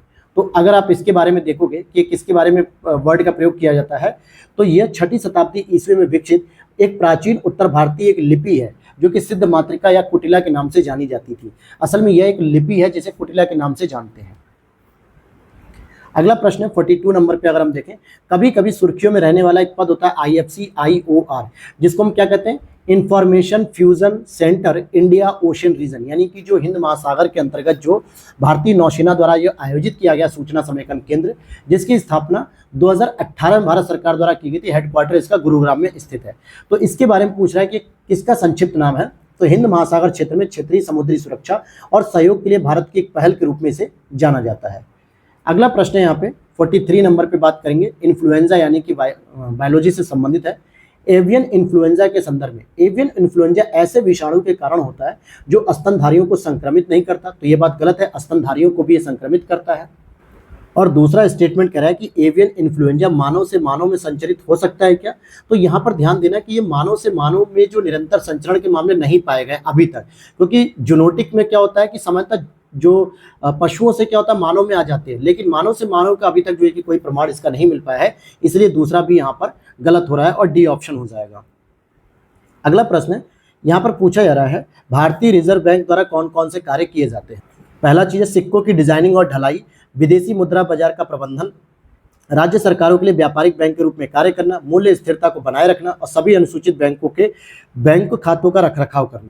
अब जिन्होंने मेरी इकोनॉमिक्स की मेंस वाली सीरीज को देखा होगा जिसमें अभी 4 ही 5 क्लास आ पा रही है, टाइम नहीं मिल पा रहा है, मैं उसको भी दोबारा कंटिन्यू करूंगा। हालांकि अभी तो वर्ल्ड ज्योग्राफी को लेकर मैं चल रहा हूं, उसको जल्दी कंप्लीट करूंगा, फिर उसमें एनवायरनमेंट को ऐड करूंगा, ताकि वर्ल्ड ज्योग्राफी और एनवायरनमेंट एक साथ करने से आपके कॉन्सेप्ट में और क्लियरिटी आ जाएगी। तो वहाँ पे इकोनॉमिक्स में मैंने ये सारी की सारी चीज़ों को कराया है, तो वहाँ के हिसाब से जब आप देखोगे ना कि इसमें कौन कौन से जो है कि कार्य करने लायक हैं जो आरबीआई करता है, तो अगर आप इसमें देखोगे तो अगर हम पहले की बात करें कि सिक्कों की डिजाइनिंग और ढलाई का काम, तो देखा जाए तो भारतीय रिजर्व बैंक के पास नोटों को तो मुद्रित करने का विशेषाधिकार है, जो नोट होते हैं, और उसमें भी 1 रुपए के जो मूल्य वर्ग के जो नोट होते हैं या उनके सिक्के जो होते हैं उन सभी को छोड़ दिया जाए तो बाकी सभी करेंसियों का ये प्रिंटिंग करता है, चाहे वो 2 रुपए का नोट हो, 10 का, 5 का, 20 का, 50 का, 100 का, 500, 1000, 2000 सबका, लेकिन 1 रुपए का नोट और बाकी जितने भी सिक्के हैं इनकी जो ढलाई या छपाई की जाती है भारत सरकार के वित्त मंत्रालय द्वारा की जाती है और इसी के द्वारा जो है कि सिक्कों को भी जारी किया था। तो पहला तो गलत है। बाकी विदेशी मुद्रा बाजार का प्रबंधन भी करेगा, राज्य सरकारों के लिए व्यापारिक बैंक का भी काम करेगा, मूल्य स्थिरता को बनाए रखेगा और सभी अनुसूचित बैंकों के खातों का भी रखरखाव करेगा, अर्थात केवल 4 हो जाएंगे। तो यहाँ पे कौन सा गलत हो गया? केवल पहला वाला, क्योंकि ये आरबीआई का काम नहीं है सिक्के ढालने का, ये भारत सरकार के वित्त मंत्रालय का काम होता है। अगला प्रश्न यहाँ पे क्वेश्चन नंबर 45 को अगर हम देखते हैं, क्या कह रहा है 45 में कि कभी कभी सुर्खियों में रहने वाले एर्गोस्फीयर पद किसे संबंधित करते हैं? एर्गोस्फीयर, ये जो इसका जो आकार होता है ना, ये मतलब कि लधवक्ष गुलाब की तरह होता है, कद्दू जैसा मान लीजिए। तो इसमें जो पूछा जा रहा है कि ब्लैक होल के पर्यवेक्षण और समझ को बेहतर करने के लिए इस पद का प्रयोग किया जाता है। अगला प्रश्न है, मध्यकालीन तमिल साहित्य की अगर हम बात करें, इसके संदर्भ में पूछा जा रहा है कि इरामावतारम रामानुजाचार्य द्वारा रचित रामायण का एक तमिल संस्करण है, तो ये बात भी गलत है। और शैव संतों के भजनों को एक पद्य संग्रह में संकलित किया गया जिसे दिव्य प्रबंधन के नाम से जानता है, यह भी गलत है। और वैद्य संतों के भजन पेरिया पुराणम नामक ग्रंथ में संकलित है, और यह भी गलत है। यहाँ पर अगर आप देखोगे तीनों ही गलत है, अर्थात कि कोई भी सही नहीं है। तो सही कौन सा है? अगर आप देखोगे इरामावतारम की बात करें तो इसको कंब रामायण भी कहा जाता है और इसकी रचना कंबन महोदय के द्वारा की गई है, जो तमिल साहित्य के जो है कि जनक कहलाते हैं एक तरीके से। तो इसको कंबन महोदय के द्वारा की गई थी। और इरामावतारम के बारे में बात करें तो पहला तो जो है कि ये हो गया, इसलिए ये गलत था। दूसरे अगर हम बात करें कि जो शैव संतों के जो भजनों को एक पद्य संग्रह में संकलित किया गया जिसे दिव्य प्रबंधन के नाम से जाना जाता है, तो ये असल में जो है कि किसके लिए होते हैं? ये अलवार संतों के जो भजन होते हैं ना, उसके लिए, शैव संतों के नहीं। शैव किसको कहते हैं हम लोग? जो सामान्यतः क्या होते हैं? नैनार होते हैं, नैनारों के लिए शैव वर्ड का प्रयोग किया जाता है। लेकिन यहाँ पे जो दिव्य प्रबंधन है ये अलवार के लिए होता है। वहीं वैष्णव संतों के भजन, अब यहाँ पे देखो ये अपोजिट किया है। शैव संतों के भजन जो है कि पेरिया पुराणम में जाने जाते हैं, और वैष्णव संत यानी जो अलवार होते हैं उनके जो है कि दिव्य प्रबंधन में होते हैं। तो पहला भी गलत, दूसरा भी गलत, तीसरा भी गलत, यानी कोई भी सही नहीं है। अगला प्रश्न यहाँ पे 47 नंबर पे एलडीएन में क्या करा है कि भूमि क्षरण तटस्थता के संदर्भ में निम्नलिखित कथनों में से कौन सा कथन आपका सही है? तो यह एक ऐसी स्थिति को इंगित करता है जहां पारिस्थितिकी तंत्र के कार्यों का समर्थन करने हेतु आवश्यक भू संसाधनों की गुणवत्ता स्थिर या बढ़ती रहती है। तो यह बात सही है। और यह उन लक्ष्यों में से एक है जिसे भारत सरकार ने या भारत ने UNFCCC में अपने अभिष्ट राष्ट्रीय निर्धारित अंशदान के तहत प्रस्तुत किया है। तो ऐसा नहीं है, इसको एक NDC के तौर पर इसे प्रस्तुत नहीं किया भारत सरकार ने। ठीक है, तो इसमें आप देखोगे इसका कोई उल्लेख नहीं है, तो इसलिए केवल सही हो जाएगा एक वाला। अगला प्रश्न यहाँ पे मौर्य साम्राज्य है और इसमें संबंधित कुछ जो राजदूत होते थे, शासक होते थे, उनके बारे में पूछा जा रहा है। जैसे मेगास्थनीज का चंद्रगुप्त मौर्य के समय आया, डायमेकस का बिंदुसार के समय आया, या डायोनिसियस क्या बृहद्रथ के समय में आया था क्या? तो यहाँ पर आप देखोगे कि जो यूनानी राजदूत थे, जो यूनानी साम्राज्य से समानता आते थे, तो मेगास्थनीज तो आया था चंद्रगुप्त मौर्य के समय में, ये बात बिल्कुल सही है। डायमेकस आया था बिंदुसार के समय में, यह भी सही है। लेकिन जो डायोनिसियस है ना, ये बृहद्रथ के रूप में नहीं आया था, ये आया था अशोक के समय में। बृहद्रथ तो दोस्तों खुद ही मौर्य साम्राज्य का अंतिम शासक था। ठीक है, लेकिन यहाँ पे जो डायोनिसियस था वो अशोक के समय आया था, न कि बृहद्रथ के समय। इसलिए पहला और दूसरा सही है, केवल 2 युग में ही सही होंगे। अगला प्रश्न यहाँ पे निर्यातित उत्पादों पर शुल्कों और करों में जो छूट दी जाती है, इसके बारे में विचार किया जा रहा है। तो इसमें अगर आप देखोगे, इस योजना के अंतर्गत छूट दावे करते समय निर्यात आय की वास्तविक प्राप्ति पर निर्भर करती है। वहीं यह योजना सभी निर्यातित उत्पादों पर उपलब्ध है और इसने WTO से असंगत merchandise exporter from India scheme को प्रतिस्थापित भी किया है। तो यहाँ पर आप देखोगे कि केवल और केवल तीसरा स्टेटमेंट सही है, बाकी सब गलत है। तो इसलिए केवल एक स्टेटमेंट ही सही माना जाएगा। अगला प्रश्न है यहाँ पे क्वेश्चन नंबर 50, क्योंकि हम लोग अब जो है कि फुल टेस्ट को एक ही सीरीज में कंप्लीट करते हैं, एक ही क्लास में, ताकि आपको बार बार चीज़ों को देखना ना पड़े और फिर आप PDF से समझ पाए कि कैसे प्रश्नों को सॉल्व किया जाएगा, और जो गलतियां उसमें हो सकती हैं वो क्लास के माध्यम से आप चीज़ों को समझ पाते हैं। अगला प्रश्न है आपका सड़क अवसंरचना परियोजना में हाइब्रिड इम्यूनिटी या मतलब हाइब्रिड एन्युटी मॉडल, जिसे हम हैम कहते हैं, इसके बारे में अगर हम बात करें कि कौन सा कथन सही है, तो अगर आप इसमें देखोगे जो हैम की जो विशेषता होती है, परियोजना लागत का जो 60% है वो सरकार के द्वारा भुगतान किया था और 40% का जो वहन होता है वो डेवलपर के द्वारा किया था, यानी कि जो इस योजना को डेवलप कर रहा होता है। तो ये बात गलत हो जाएगी, क्योंकि असल में सरकार वहन करती है केवल 40% का और जो डेवलपर है वो वहन करता है 60% का। तो पहला तो गलत हो गया। दूसरे की अगर हम बात करें कि टोल शुल्क संग्रहण सरकार या प्राधिकरण का उत्तरदायित्व है, यह भी सही बात है। तीसरे की बात करें परियोजना की लागत मुद्रा स्फीति संलग्न होती है, यानी कि तीसरा स्टेटमेंट भी सही है कि भाई जो परियोजना की लागत तय होती है उसमें मुद्रा स्फीति को भी काउंट कर दिया जाता है कि कितनी जो है कि मुद्रा स्फीति बढ़ सकती है, तो ये भी सही है। चौथा है संचालन और रखरखाव यानी ऑपरेशनल एंड मेंटेनेंस हेतु भुगतान परियोजना के डेवलपर द्वारा सरकार प्राधिकरण को किया जाता है, ये बात गलत है। उल्टा जो है कि डेवलपर को दिया जाता है जो है कि ठीक है, प्राधिकरण द्वारा डेवलपर को दिया था, ना कि डेवलपर देता है। तो ये बात गलत है। तो दूसरा और तीसरा ही सही है, अर्थात कि सी ऑप्शन इज करेक्ट हो जाएगा। अगला प्रश्न है आपका, निम्नलिखित में से कौन सा अदृश्य या ई अपशिष्ट के अंतर्गत आता है? तो यहाँ पर आप देखोगे हेडफोन और ईयरबड आता है, एलईडी लाइट्स आती है, स्मोक डिटेक्टर्स आते हैं और रिमोट कंट्रोल्स आते हैं। ये चारों के चारों इलेक्ट्रॉनिक गैजेट होते हैं और जब ये खराब हो जाते हैं तो कचरे के रूप में फेंक दिए जाते हैं, इसीलिए इनको ई अपशिष्ट भी कहा जाता है कि ऐसा कचरा जो इलेक्ट्रॉनिक कचरा है, इसको ई अपशिष्ट भी कहते हैं। अगला प्रश्न है आपका, भारत के बाह्य ऋणों के बारे में बात कर रहे हैं, यानी एक्सटर्नल जो बोरिंग होती है एक्सटर्नल ऋण के बारे में। कुल बाह्य ऋण में दीर्घकालिक ऋण का जो हिस्सा है वो अल्पकालिक ऋण के हिस्से से अधिक है क्या? तो यहाँ पर आपको बताना होगा कि पहला स्टेटमेंट सही है कि नहीं। तो हम कहेंगे बिल्कुल सही बात है, क्योंकि जो दीर्घकालिक ऋण है जिसे एक लंबे समय में जो है कि भारत को भुगतान करना है, वो आराम से आप जो है कि दे सकते हो एक लंबे समय तक, ठीक है, जो लगभग कितना है, लगभग 505 बिलियन अमेरिकी डॉलर है जून 2023 के अंत तक। और अगर हम बात करें अल्पकालिक ऋण की, तो ये लगभग जून 2023 के अंत में जो है कि आकर पूरी जीडीपी के हिसाब से अगर आप देखोगे तो 9.6% के आसपास है। तो भाई अल्पकालिक ऋण के हिस्से से अधिक होता दीर्घकालिक, तो ये बात तो सही है।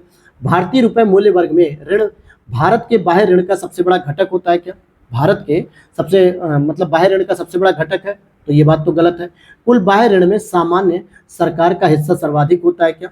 तो ये बात भी गलत होती है, क्योंकि जितना भी बाह्य ऋण होता है उसमें केवल सामान्य सरकार नहीं, बल्कि अगर आप देखोगे तो सामान्य सरकार का तो योगदान 21% है और वित्तीय निगम 7.6% है। सबसे अधिक जो होता है वो गैर वित्तीय निगमों का जो है कि होता है योगदान। तो इसलिए केवल और केवल एक ही स्टेटमेंट। अच्छा, यहाँ पर पूछ रहा है कौन सा सही नहीं है, तो यहाँ पूछ रहा है आपसे सही नहीं है, अर्थात कि केवल दो, दूसरा और तीसरा। अगले प्रश्न को देखते हैं। यहाँ पर बात करेंगे 53 नंबर पे, ये एक इतिहास मतलब हिस्टोरिकल प्रश्न, इतिहास से संबंधित। तो यहाँ ये पूछा जा रहा है कि सर सैयद अहमद खां, कृष्णदास पाल और रास बिहारी घोष, इन तीनों के बारे में क्या ऐसी समान विशेषता है? तो इसका बी ऑप्शन हो जाएगा, तीनों नेताओं को इंपीरियल लेजिस्लेटिव काउंसिल के लिए मनोनीत किया गया था, इन तीनों ही सदस्यों को। अगले प्रश्न की बात करेंगे, क्वेश्चन नंबर 54 की बात करेंगे, यानी अल्टरनेटिव इन्वेस्टमेंट फंड की बात की जा रही है। यहाँ पर अल्टरनेटिव इन्वेस्टमेंट जो फंड है उसके बारे में बात की जा रही है। 54 का बी, वैकल्पिक निवेश कोष के बारे में, ये विभिन्न प्रकार के उद्यमों के लिए निजी तौर पर एकत्रित निवेश कोष के रूप में कार्य करते हैं और यह भारतीय प्रतिभूति और विनिमय बोर्ड यानी सेबी के विनियमन के तहत संचालित होता है। किसी भी मतलब AIF अर्थात वैकल्पिक निवेश कोष जो होता है, निवेश मतलब स्कीम में निवेशकों की संख्या की कोई सीमा नहीं है। तो यहाँ पर अगर हम देखें कि जो अल्टरनेटिव इन्वेस्टमेंट फंड के बारे में बात की जाए तो ये मुख्य रूप से निजी तौर पे एक संचित निवेश के एक साधन बनते हैं, ठीक है। तो ये विभिन्न प्रकार के उद्यमों के लिए एक निजी तौर पे एकत्रित निवेश कोष के रूप में कार्य करेंगे, जो निजी साधन होते हैं, अर्थात जो निजी कंपनियों के लिए काम करेंगे। दूसरा, यह भारतीय प्रतिभूति और विनिमय बोर्ड सेबी के विनियमन के तहत संचालित होगी। यह बात भी बिल्कुल सही है, क्योंकि अगर आप इन्वेस्टमेंट की बात कर रहे हो या किसी फंडिंग की बात कर रहे हो तो वो सेबी के अंतर्गत जरूर एनरोल्ड होनी चाहिए, सेबी के अंतर्गत तो उसे रजिस्टर्ड होना चाहिए। तीसरी बात की जा रही है कि किसी भी AIF स्कीम में निवेशकों की संख्या की कोई सीमा नहीं है, तो ऐसा गलत है। एंजल फंड को छोड़ के, जो स्टार्टअप पे दिया जाता है ना एंजल फंड, उसको छोड़कर किसी भी प्रकार के फिर AIF की योजना में 1000 से अधिक निवेशक नहीं हो सकते हैं, केवल एंजल फंड को छोड़ के। तो तीसरा गलत है, इसलिए केवल दो ही आपके सही होते हैं। अगला प्रश्न है IBCA की बात करेंगे, इंटरनेशनल बिग कैट अलायंस के बारे में। यह 2023 में भारत द्वारा शुरू किया गया एक मेगा ग्लोबल अलायंस है क्या? इसके बारे में पूछा जा रहा है। फिर यहाँ पे इस अलायंस में 97 देश शामिल है, जिसमें अफ्रीका और एशिया के अनेक देश भी शामिल है। इस अलायंस का उद्देश्य विश्व की 7 प्रमुख बिग कैट को संरक्षण देना है और भारत द्वारा इसे $100 मिलियन की कुल अनुदान सहायता प्रदान की जाएगी। तो इसमें कौन कौन से स्टेटमेंट आपके सही हैं? तो अगर आप देखोगे कि पहले स्टेटमेंट की बात करें तो इसको अप्रैल 2023 में भारत के नेतृत्व में इसको शुरू किया गया, तो ये बात बिल्कुल सही है। तीसरे की बात करेंगे तो इस अलायंस का उद्देश्य विश्व की 7 प्रमुख जो प्रजातियां हैं कैट की, उसको जो है कि सुरक्षित रखना है, जैसे तेंदुआ, लेपर्ड, लायन, ये सारे आते हैं, जिसमें बाघ, शेर, हिम, तेंदुआ, जगुआर, प्यूमा, चीता, ये सारे आते हैं। फिर अगर हम सेकंड की बात करें तो जी हाँ, इसमें 97 देश लगभग इसमें शामिल हैं और इसमें एशिया और अफ्रीका के भी मैक्सिमम देश इसमें शामिल हैं। और चौथे स्टेटमेंट की बात करें तो भारत द्वारा इसे $100 मिलियन की कुल अनुदान सहायता भी प्रदान की जा रही है, तो यह भी बात सही है। तो देखोगे कि यहाँ पे सभी चारों स्टेटमेंट ही आपके सही है। अगला प्रश्न है यहाँ पे, सामान्यतः एक प्रश्न सुर्खियों में रहता है कि आयरन फर्टिलाइजेशन यानी कि लौ निषेचन शब्द किसे कहते हैं? Iron fertilisation. तो इसके बारे में देखोगे कि पादप प्लवक प्रस्फुटन को उद्दीप्त करने के लिए जो महासागर के ऊपरी भाग में जो लोहे का प्रवेश होता है, इसी को पादप प्लवक प्रस्फुटन कहते हैं, यानी कि जब शैवालों की उत्पत्ति बहुत अधिक मात्रा में होने लगती है। अगला प्रश्न क्या है? 57 नंबर का जो प्रश्न है ये आपका विभाग और कार्य है जो कि मिलान करने के लिए है कि कौन सा सही नहीं है। यहाँ पर ध्यान देना है कि कौन सा सही नहीं है, ये पूछ रहा है। जैसे दीवान विजारत, क्या ये न्यायिक प्रशासन से संबंधित था? दीवान आरिज, क्या ये सैन्य प्रशासन से संबंधित था? दीवान इंसा, क्या ये कृषि मामलों के प्रशासन से संबंधित था? तो पहला अगर आप देखोगे दीवान विजारत, ये मुख्य रूप से एक राजस्व विभाग था। क्या था ये दोस्तों? राजस्व विभाग था, अर्थात ये पहला वाला स्टेटमेंट तो गलत हो जाएगा। ठीक है, पहला गलत हो गया। दीवान आरिज की बात करेंगे, जिसको बलबन ने जिसकी स्थापना की थी, ये बात बिल्कुल सही है कि सैन्य प्रशासन से संबंधित था, तो दूसरा सही है।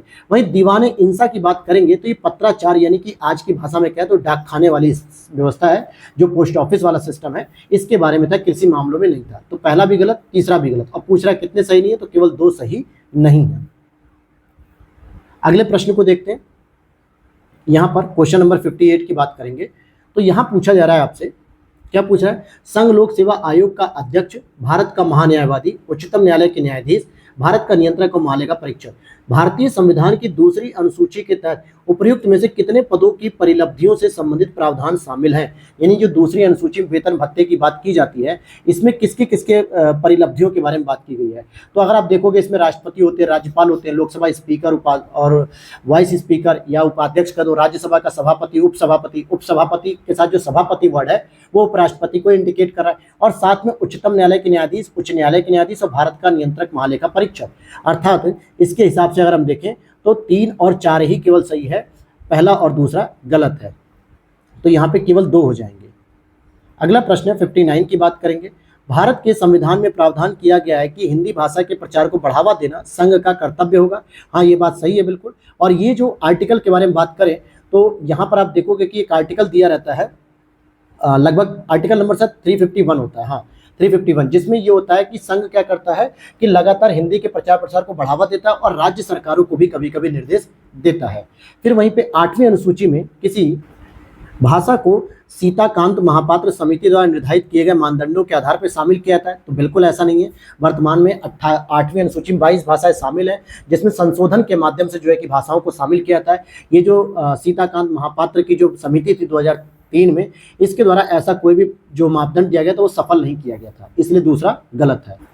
और तीसरे स्टेटमेंट को देखें तो तीसरा भी गलत है, क्योंकि 2000 के बाद किसी भी भाषा को 8वीं अनुसूची में शामिल नहीं किया गया, तो ये बात गलत है, क्योंकि सबसे लास्ट में आपको 2004 में जो है कि 4 भाषाओं को शामिल किया गया था। ठीक है, 1992 3 भाषाएं शामिल हुई थी, 1967 में 1 भाषा सिंधी शामिल हुई थी, लेकिन 2004 में बोडो, डोगरी, मैथिली और संथाली, ये 4 भाषाओं को शामिल किया गया था, इसलिए यह भी गलत है।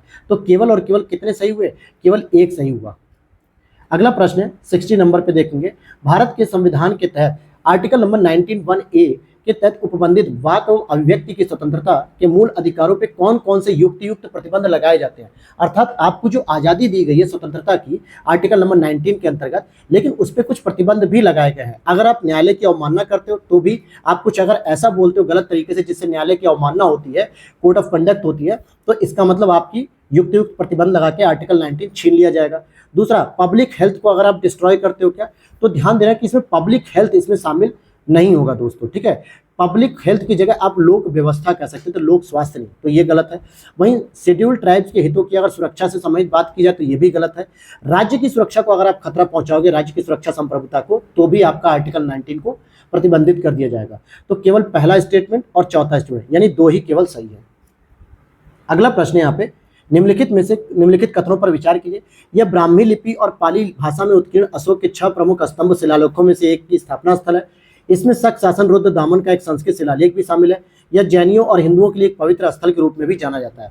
तो यहाँ पर यह बात की जा रही है किसके बारे में? तो ये गिरनार पहाड़ियों के बारे में बात की जा रही है, जो जूनागढ़ जिले में स्थित है, गुजरात राज्य में। और यहीं पे रुद्र दामन का एक संस्कृत अभिलेख भी है, जिसको हम लोग जो है कि क्या कहते हैं, जूनागढ़ अभिलेख के नाम से भी जानते हैं। अगला प्रश्न है आपका क्वेश्चन नंबर 62 के बारे में बात करेंगे। यहाँ पर अगर आप देखोगे कि भूसन्नति में किस प्रकार की चट्टानें सर्वाधिक मात्रा में पाई जाती हैं, तो भाई भूसन्नति में सबसे अधिक अवसादी चट्टानें पाई जाती हैं। अगला प्रश्न है, निम्नलिखित में से कौन सी मरुस्थलीय पौधों के अनुकूलन की सामान्य विधियां हैं? यानी जो अनुकूलन की जो सामान्य विधियां, इसके बारे में पूछ रहा है।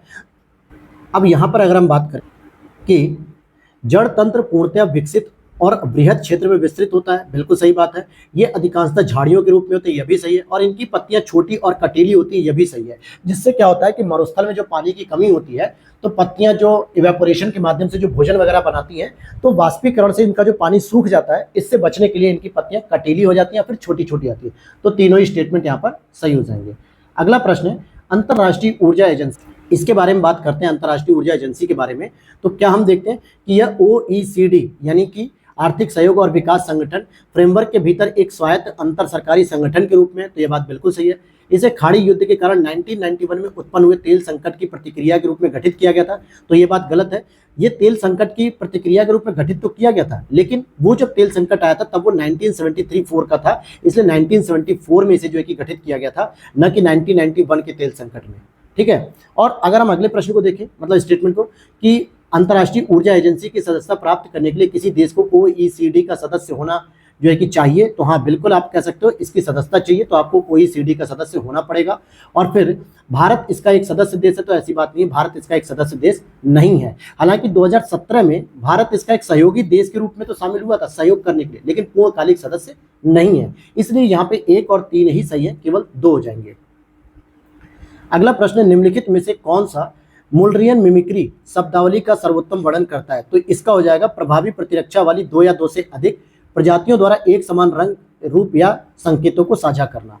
नेक्स्ट है आपका, इन राज्यों पर विचार कीजिए और राज्यों का दर्जा प्राप्त करने के क्रम में पहले उपयुक्त में से कौन से भारतीय संघ राज्य क्षेत्र का, मतलब कि भारतीय संघ के संघ राज्य क्षेत्र थे। अर्थात कहने का मतलब है कि कौन से ऐसे देश हैं, राज्य हैं जो पहले यूनियन टेरिटरीज के रूप में भी जाने जाते थे। तो यहाँ पर अगर आप देखोगे कि नागालैंड की बात करेंगे तो नागालैंड डायरेक्टली जो है कि असम से अलग होकर एक राज्य बना 1963 में। ठीक है, ये पहले असम के अंतर्गत आता था, तब भी एक राज्य के ही रूप में था, कोई यूनियन टेरिटरीज नहीं थी। जबकि यहाँ प्रश्न क्या कर रहा है कि कौन से राज्य ऐसे हैं जो भारतीय संघ के संघ राज्य क्षेत्र पहले माने जाते थे, यानी यूनियन टेरिटरीज। तो नागालैंड जो है कि नहीं था, क्योंकि 1963 में डायरेक्टली असम से निकलकर बनता है। हिमाचल प्रदेश की बात करेंगे तो ये पहले यूनियन टेरिटरीज के रूप में था। 1971 में इसको क्या किया गया कि 18वें राज्य के रूप में दर्जा दे दिया गया था। वहीं अगर हम गोवा की बात करें तो गोवा, दमन और दीव, ये 1961 में जब पुलिस कार्रवाई के माध्यम से पुर्तगालियों से ये तीनों क्षेत्रों को अधिग्रहण किया गया और उसके बाद इसको यूनियन टेरिटरीज के रूप में ही रखा गया था। फिर फाइनली जो है कि बाद में 1987 में गोवा को एक पूर्ण राज्य का दर्जा दे दिया गया। और मेघालय की बात करेंगे तो इसका भी निर्माण डायरेक्टली जो है कि 1972 में असम से ही निकलकर बाहर हुआ, ये किसी भी यूनियन टेरिटरीज के रूप में शामिल नहीं थे। इसलिए यहाँ पे जो प्रश्न का उत्तर होगा हिमाचल प्रदेश और गोवा, तो केवल 2 सही हो जाएंगे। अगला प्रश्न 67, ये ट्रिप्स के बारे में बात कर रहा है, जो कि आपके WTO से संबंधित एक नियम होते हैं। ट्रिप्स समझौते के तहत भारत के लिए पौधों की नई किस्मों को संरक्षण प्रदान करना अनिवार्य है क्या। पौधा किस्म और कृषक अधिकार संरक्षण अधिनियम विभिन्न पौधों की किस्मों के संरक्षण और विकास को प्रोत्साहित करने के लिए प्रभावी ढांचा प्रस्तुत करता है या ढांचा प्रदान करता है। PPV और FR ये जो लिखे हुए हैं, ठीक है। अधिनियम के तहत पंजीकृत किस्म के गैर ब्रांडेड बीज बेचने के लिए किसानों के अधिकारों की रक्षा नहीं की गई है। तो यहाँ पर आप देखोगे कि केवल 2 स्टेटमेंट सही है, यानी कि पहला और दूसरा, लेकिन तीसरा यहाँ पे गलत है कि यहाँ पे ये चीज गलत कही जा रही है।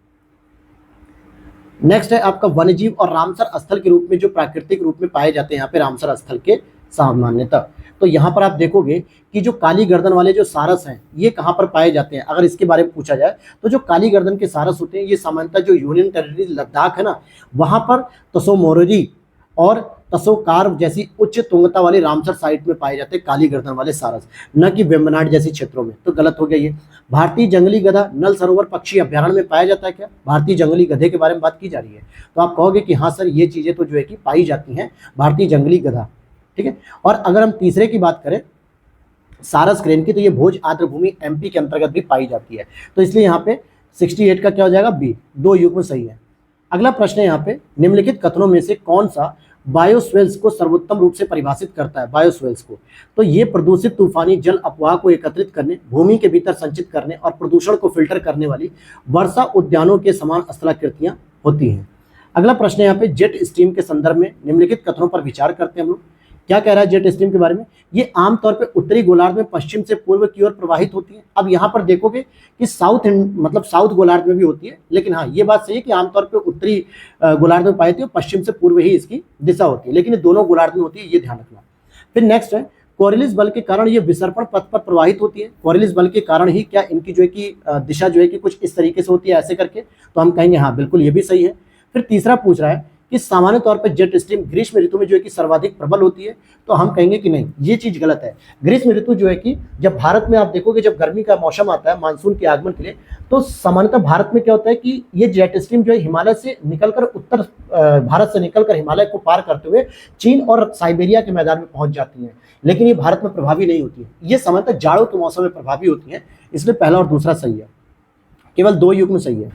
अगला प्रश्न है आपका, यहाँ पे क्या कह रहा है अगला प्रश्न, यहाँ पे पॉलिटी से संबंधित है कि मुख्य निर्वाचन आयुक्त और अन्य निर्वाचन आयुक्त अधिनियम 2023 में मुख्य निर्वाचन आयुक्त की नियुक्तियों के लिए एक चयन समिति का प्रावधान किया गया है कि जो भी मुख्य निर्वाचन आयुक्त के, तो इसके लिए हम कह सकते हैं बिल्कुल एक चयन समिति रहेगी जिसमें प्रधानमंत्री रहेंगे, कैबिनेट मंत्री रहेगा एक, और लोकसभा में विपक्ष का नेता रहेगा अथवा सबसे बड़ा विपक्षी दल का।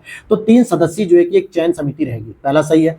दूसरा, अनूप वरनवाल मामले में उच्चतम न्यायालय ने मुख्य निर्वाचन आयुक्त के चयन के लिए एक समिति के गठन करने का सुझाव दिया था, तो आप कह सकते हो कि हाँ सर इसका दूसरा स्टेटमेंट भी सही है, लेकिन सामान्यतः ये इसकी व्याख्या कर रहा है कि नहीं कर रहा है, तो हम कहेंगे व्याख्या तो कुछ खास जो है कि नहीं कर रहा है। अगला प्रश्न है यहाँ पे 77, निम्नलिखित में से कौन सा कथन प्रायः सुर्खियों में देखे जाने वाले फ्यूचर सर्कुलर कोलाइडर के बारे में सर्वश्रेष्ठ अवधारणा का वर्णन करेगा? तो यहाँ पर यह एक प्रस्तावित कण त्वरक परियोजना है जिसका उद्देश्य उच्च ऊर्जा भौतिकी की सीमाओं का पता लगाना है। नेक्स्ट यहाँ पे देखेंगे क्वेश्चन नंबर 78 की बात करेंगे। कभी कभी सुर्खियों में रहने वाली ग्लोबल कॉपरेशन बैरोमीटर रिपोर्ट किसके द्वारा ये जारी की जाती है? तो ये विश्व आर्थिक मंच यानी कि वर्ल्ड इकोनॉमिक फोरम के द्वारा ये जारी की जाती है। नेक्स्ट है उच्च शक्ति मुद्रा यानी कि हाई पावर मनी, HPM भी इसको हम कहते हैं, ठीक है, हाई पावर मनी इसको हम कह देते हैं। इसमें कह रहा है कि उच्च शक्ति जो मुद्रा है, उच्च शक्ति मुद्रा निम्नलिखित कथनों पर विचार करो। वाणिज्यिक बैंकों के पास सावधिक जमा प्रचलन में मुद्रा है और भारतीय रिजर्व बैंक के पास बैंकों की जमा है। तो इसमें कौन कौन सी आती है? असल में देखा जाए तो अगर आप इसे गौर से देखोगे कि जो RBI के पास जितना भी रिजर्व होता है वो सारा का सारा इसमें काउंट होता है, और RBI के साथ साथ जो मार्केट में प्रचलित होती है मुद्रा, तो आप देखो कि जो मार्केट में मुद्रा चल रही है आपके पास, मेरे पास, बाजार में जितने लोगों के पास है वो, और साथ में RBI के पास जितनी भी बैंकों के जमा पैसे हैं वो सारे के सारे जो है कि क्या हो जाएंगे, ये इसमें शामिल हो जाएंगे। तो केवल 2 हो जाएंगे स्टेटमेंट, दूसरा और तीसरा ही सही है। अगला प्रश्न है, भारत सरकार ने बैंक बोर्ड ब्यूरो को वित्तीय सेवा संस्थान ब्यूरो से प्रतिस्थापित कर दिया, और वित्तीय सेवा संस्थान ब्यूरो के संदर्भ में निम्नलिखित कथनों पर हम विचार करते हैं। और क्या विचार करेंगे हम इसके अंतर्गत? अगर आप देखोगे कि यहाँ पूछा जा रहा है कि जो वित्तीय सेवा संस्थान ब्यूरो है, RBI का गवर्नर क्या इसका अध्यक्ष होता है? तो बिल्कुल नहीं होता है दोस्तों। इसका जो अध्यक्ष होता है वो केंद्र सरकार के द्वारा नॉमिनेट किया जाता है, केंद्र सरकार के द्वारा नॉमिनेट किया जाता है। नेक्स्ट है FSIB, अर्थात ये होता है वित्तीय सेवा संस्थान ब्यूरो के पदेन सदस्यों में वित्त मंत्रालय के वित्तीय सेवा विभाग के प्रभारी सचिव शामिल होते हैं, ये बात सही है। और FSIB सार्वजनिक क्षेत्र के बैंकों के लिए गैर कार्यकारी अध्यक्ष के चयन की सिफारिश करता है, ये भी सही है। FSIB ने सरकार को सार्वजनिक क्षेत्र के बीमाकर्ताओं में पूर्णकालिक निवेशकों के लिए एक आचार संहिता तैयार करने की सिफारिश की, यह भी सही है। तो 2, 3, 4 तीनों ही सही है, अर्थात आपका आंसर हो जाएगा सी ऑप्शन। अगला प्रश्न है यहाँ पे 81, भारत का संविधान 26 जनवरी 1950 को जब लागू हुआ तो इस संदर्भ में पूछा जा रहा है कि एसएन मुखर्जी, ठीक है, एसएन मुखर्जी जी, BN राव, इनकी भूमिकाएं क्या थी? तो ये क्रमशः संविधान के मुख्य प्रारूपकार और संविधान के विधिक सलाहकार थे, अर्थात BN राव जी कौन थे? सलाहकार थे, और मुख्य प्रारूपकार कौन थे? एसएन मुखर्जी साहब थे। तो डी ऑप्शन हो जाएगा। अगला प्रश्न, ऑप्टिकल नेटवर्किंग के संदर्भ में निम्नलिखित कथनों पर विचार कीजिए। क्या विचार करते हैं कि ऑप्टिकल नेटवर्किंग में डेटा का पारेषण रेडियो तरंगों का उपयोग करके किया जाता है क्या? तो हम कहेंगे इसमें जो होता है वो रेडियो तरंगों का नहीं, बल्कि विभिन्न प्रकार के दूरसंचार नेटवर्कों का जो सूचना प्रेषित करने के लिए हम कूटबद्ध तरीके से प्रयोग करते हैं, अर्थात लोकल एरिया नेटवर्क वगैरह का प्रयोग कर लेते हैं। रेडियो तरंगों की जरूरत नहीं पड़ती है, पहला गलत। ऑप्टिकल नेटवर्किंग में हाई स्पीड डेटा ट्रांसमिशन के लिए सामान्य तौर पर फाइबर ऑप्टिकल केबल का प्रयोग किया था, यह बात सही है। ऑप्टिकल नेटवर्किंग में सिग्नल अधोगति के कारण छोटी दूरी के संचार ही संभव है, यह बात गलत है। इसमें लंबी दूरी के जो है कि संचार शामिल हो पाते हैं, तो इसीलिए तीसरा भी गलत है और केवल बी ऑप्शन इज करेक्ट हो जाएगा। अगला प्रश्न, यहाँ पे कुछ पुस्तक है और उनके लेखक लेखिकाओं के बारे में बात की जा रही है। तो यहाँ पर देखोगे the golden threshold Sarojini Naidu ने लिखी है क्या? हिंद स्वराज महात्मा गांधी ने लिखी है क्या? अनहैप्पी इंडिया लाला लाजपत राय ने लिखी है क्या? तो इसलिए आप देखोगे कि यहाँ पे तीनों ही सही है, ठीक है, तीनों ही बुकों का मिलान बिल्कुल सही है। अगला प्रश्न है यहाँ पे, विश्व सरकार शिखर सम्मेलन यानी कि वर्ल्ड गवर्नमेंट्स समिट के संदर्भ में निम्नलिखित कथनों पर विचार कीजिए। अब जरा इसके बारे में अगर हम विचार करते हैं तो हम क्या देखते हैं कि इसका आयोजन वर्ल्ड इकोनॉमिक फोरम के सहयोग से संयुक्त राष्ट्र द्वारा किया जाता है क्या?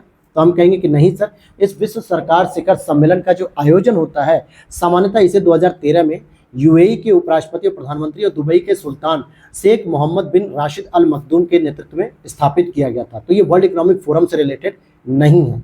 शिखर सम्मेलन में भागीदारी सरकारी अधिकारियों और अंतर्राष्ट्रीय संगठनों के प्रतिनिधियों तक ही सीमित होती है क्या? तो यह भी बात गलत है कि इसमें नीति निर्माता, विशेषज्ञ, विचारक, इन सभी को शामिल किया जाता है, इसलिए इसको वैश्विक सम्मेलन भी कहा जाता है। विश्व सरकार शिखर सम्मेलन 2024 की जो थीम है, भविष्य की सरकारों को आकार देना। तो हाँ, शेपिंग द फ्यूचर गवर्नमेंट्स, इसको इंग्लिश में कहते हैं शेपिंग द फ्यूचर गवर्नमेंट्स। तो ये बात बिल्कुल सही है, ए स्टेटमेंट ही सही हो जाएगा, एक वाला। अगला प्रश्न है, आधुनिक भारतीय इतिहास के संदर्भ में जस्टिस मिलर समिति का गठन किया गया था। जब मॉडर्न इंडिया के अंतर्गत आप पढ़ोगे तो मिलर समिति का गठन सामान्यतः 1918 में किया गया था, 1918 में, और ये मैसूर के महाराजा कृष्णराज वाडियार चतुर्थ द्वारा किया गया था, जिसमें इन्होंने पिछड़े वर्गों की मांगों का अध्ययन करने के लिए इसका गठन किया था।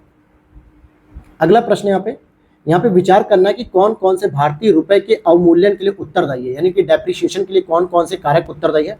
अमेरिकी फेडरल रिजर्व द्वारा ब्याज दर में अगर वृद्धि कर दी जाएगी तो उसके डॉलर की कीमत बढ़ जाएगी, जिससे भारत का रुपया और नीचे गिर जाएगा, ये बात सही है। भारतीय घरेलू बाजार में अगर हाई इन्फ्लेशन है, यानी कि पैसे की अब उतनी औकात नहीं रह गई या पैसे की उतनी शक्ति नहीं रह गई कि वो सस्ती चीजों को भी खरीद सके, अर्थात भारतीय रुपए की करेंसी का जो वैल्यू डेप्रिसिएशन हो चुका है, तो ये दोनों ही घटक होंगे। भारतीय रिजर्व बैंक द्वारा ब्याज दर में वृद्धि, इससे कोई फर्क नहीं पड़ेगा, इससे केवल और केवल रेपो रेट में परिवर्तन होगा। भारत के निर्यात में अगर वृद्धि होगी तो डॉलर में हमारी वृद्धि होगी, डॉलर हमारे पास ज्यादा आएगा, और जब डॉलर की सप्लाई ज्यादा होगी तो हमें $1 खरीदने के लिए 90 रुपीज, 83 रुपीज नहीं देने होंगे, बल्कि और कम पैसा देना पड़ेगा, अर्थात भारतीय रुपए का एप्रिसिएशन होगा, अर्थात उसके मूल्य में वृद्धि होगी, कमी नहीं होगी। तो तीसरा और चौथा तो यहाँ पे नहीं होंगे, पहला और दूसरा ही होंगे, अर्थात ए ऑप्शन इज करेक्ट हो गया। अगला प्रश्न यहाँ पे, निम्नलिखित में से कौन सी गतिविधियां अमोनिया उत्सर्जन से संबंधित है? कौन कौन सी गतिविधि जिससे अमोनिया का उत्सर्जन होता है? तो आप देखोगे उर्वरक का उत्पादन करोगे तो भी यूरिया में सबसे प्रमुख जो है कि फैक्टर होता है अमोनिया, जब यूरिया का उत्पादन होता है। सीवेज के कार्य में भी अमोनिया का उत्सर्जन होता है, और बायोमास का जब दहन करोगे तो वहां से भी अमोनिया जो है कि उत्सर्जित होती है। तो डी ऑप्शन हो जाएगा 1, 2, 3। अगला प्रश्न, शहरी सहकारी बैंक को यूसीबी यानी अर्बन कोऑपरेटिव बैंक के संदर्भ में निम्नलिखित कथनों पर विचार कीजिए।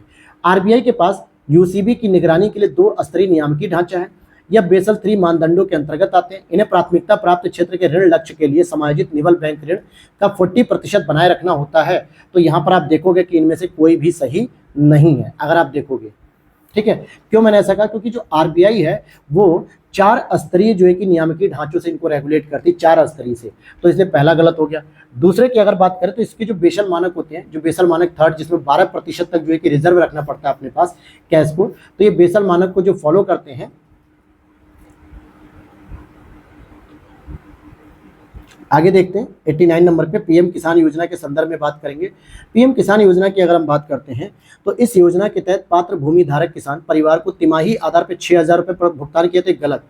तिमाही आधार पर 2,000 रुपये, यानी कि एक साल में 6,000 देने होते हैं, तो 3 बार ये दिए जाते हैं, ठीक है, 2,000, 2,000, 2,000। और जो भी क्या करते हैं तिमाही आधार पर ना देखिए 4 महीनों पे एक किस्त दी जाती है, 4 महीनों पे 2,000, फिर 4 महीनों पे, फिर 4 महीनों पे।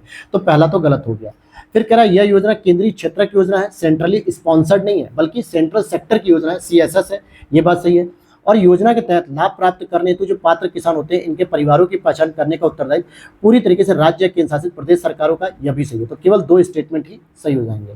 अगला प्रश्न यहाँ पे 90 की बात करें, मगर क्रोकोडाइल के संदर्भ में निम्नलिखित कथनों पर आपको विचार करना। क्या विचार करते हैं आप? कि ये भारतीय उपमहाद्वीप के लिए देशज प्रजाति होती है, बिल्कुल सही बात है।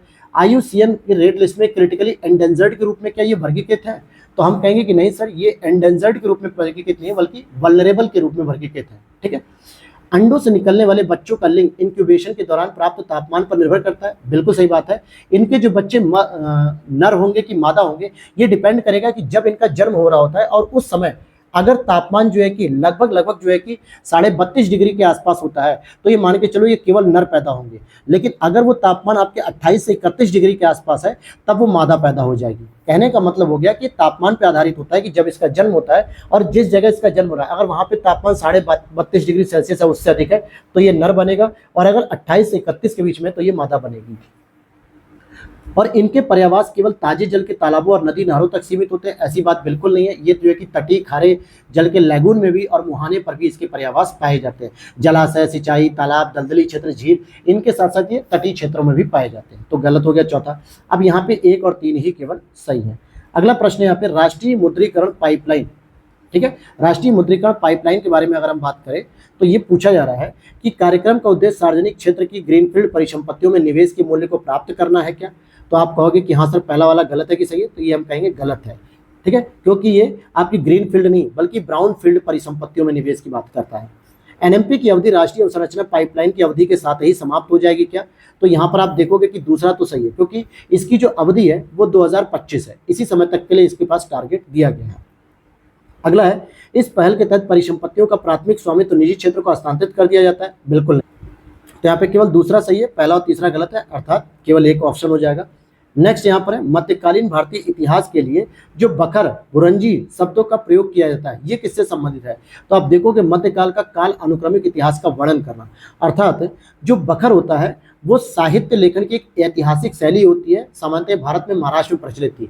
और इसके बाद बुरंजी की बात करेंगे तो ये सामान्यतः पूर्वोत्तर क्षेत्र, विशेषकर असम में प्रचलित जो कालक्रमक जो घटनाएं हुई हैं वो बुरंजी ग्रंथ असमिया भाषा में लिखे जाते थे। तो बुरंजी नॉर्थ ईस्ट से संबंधित है और ये महाराष्ट्र से संबंधित है। अगला प्रश्न अगर हम देखते हैं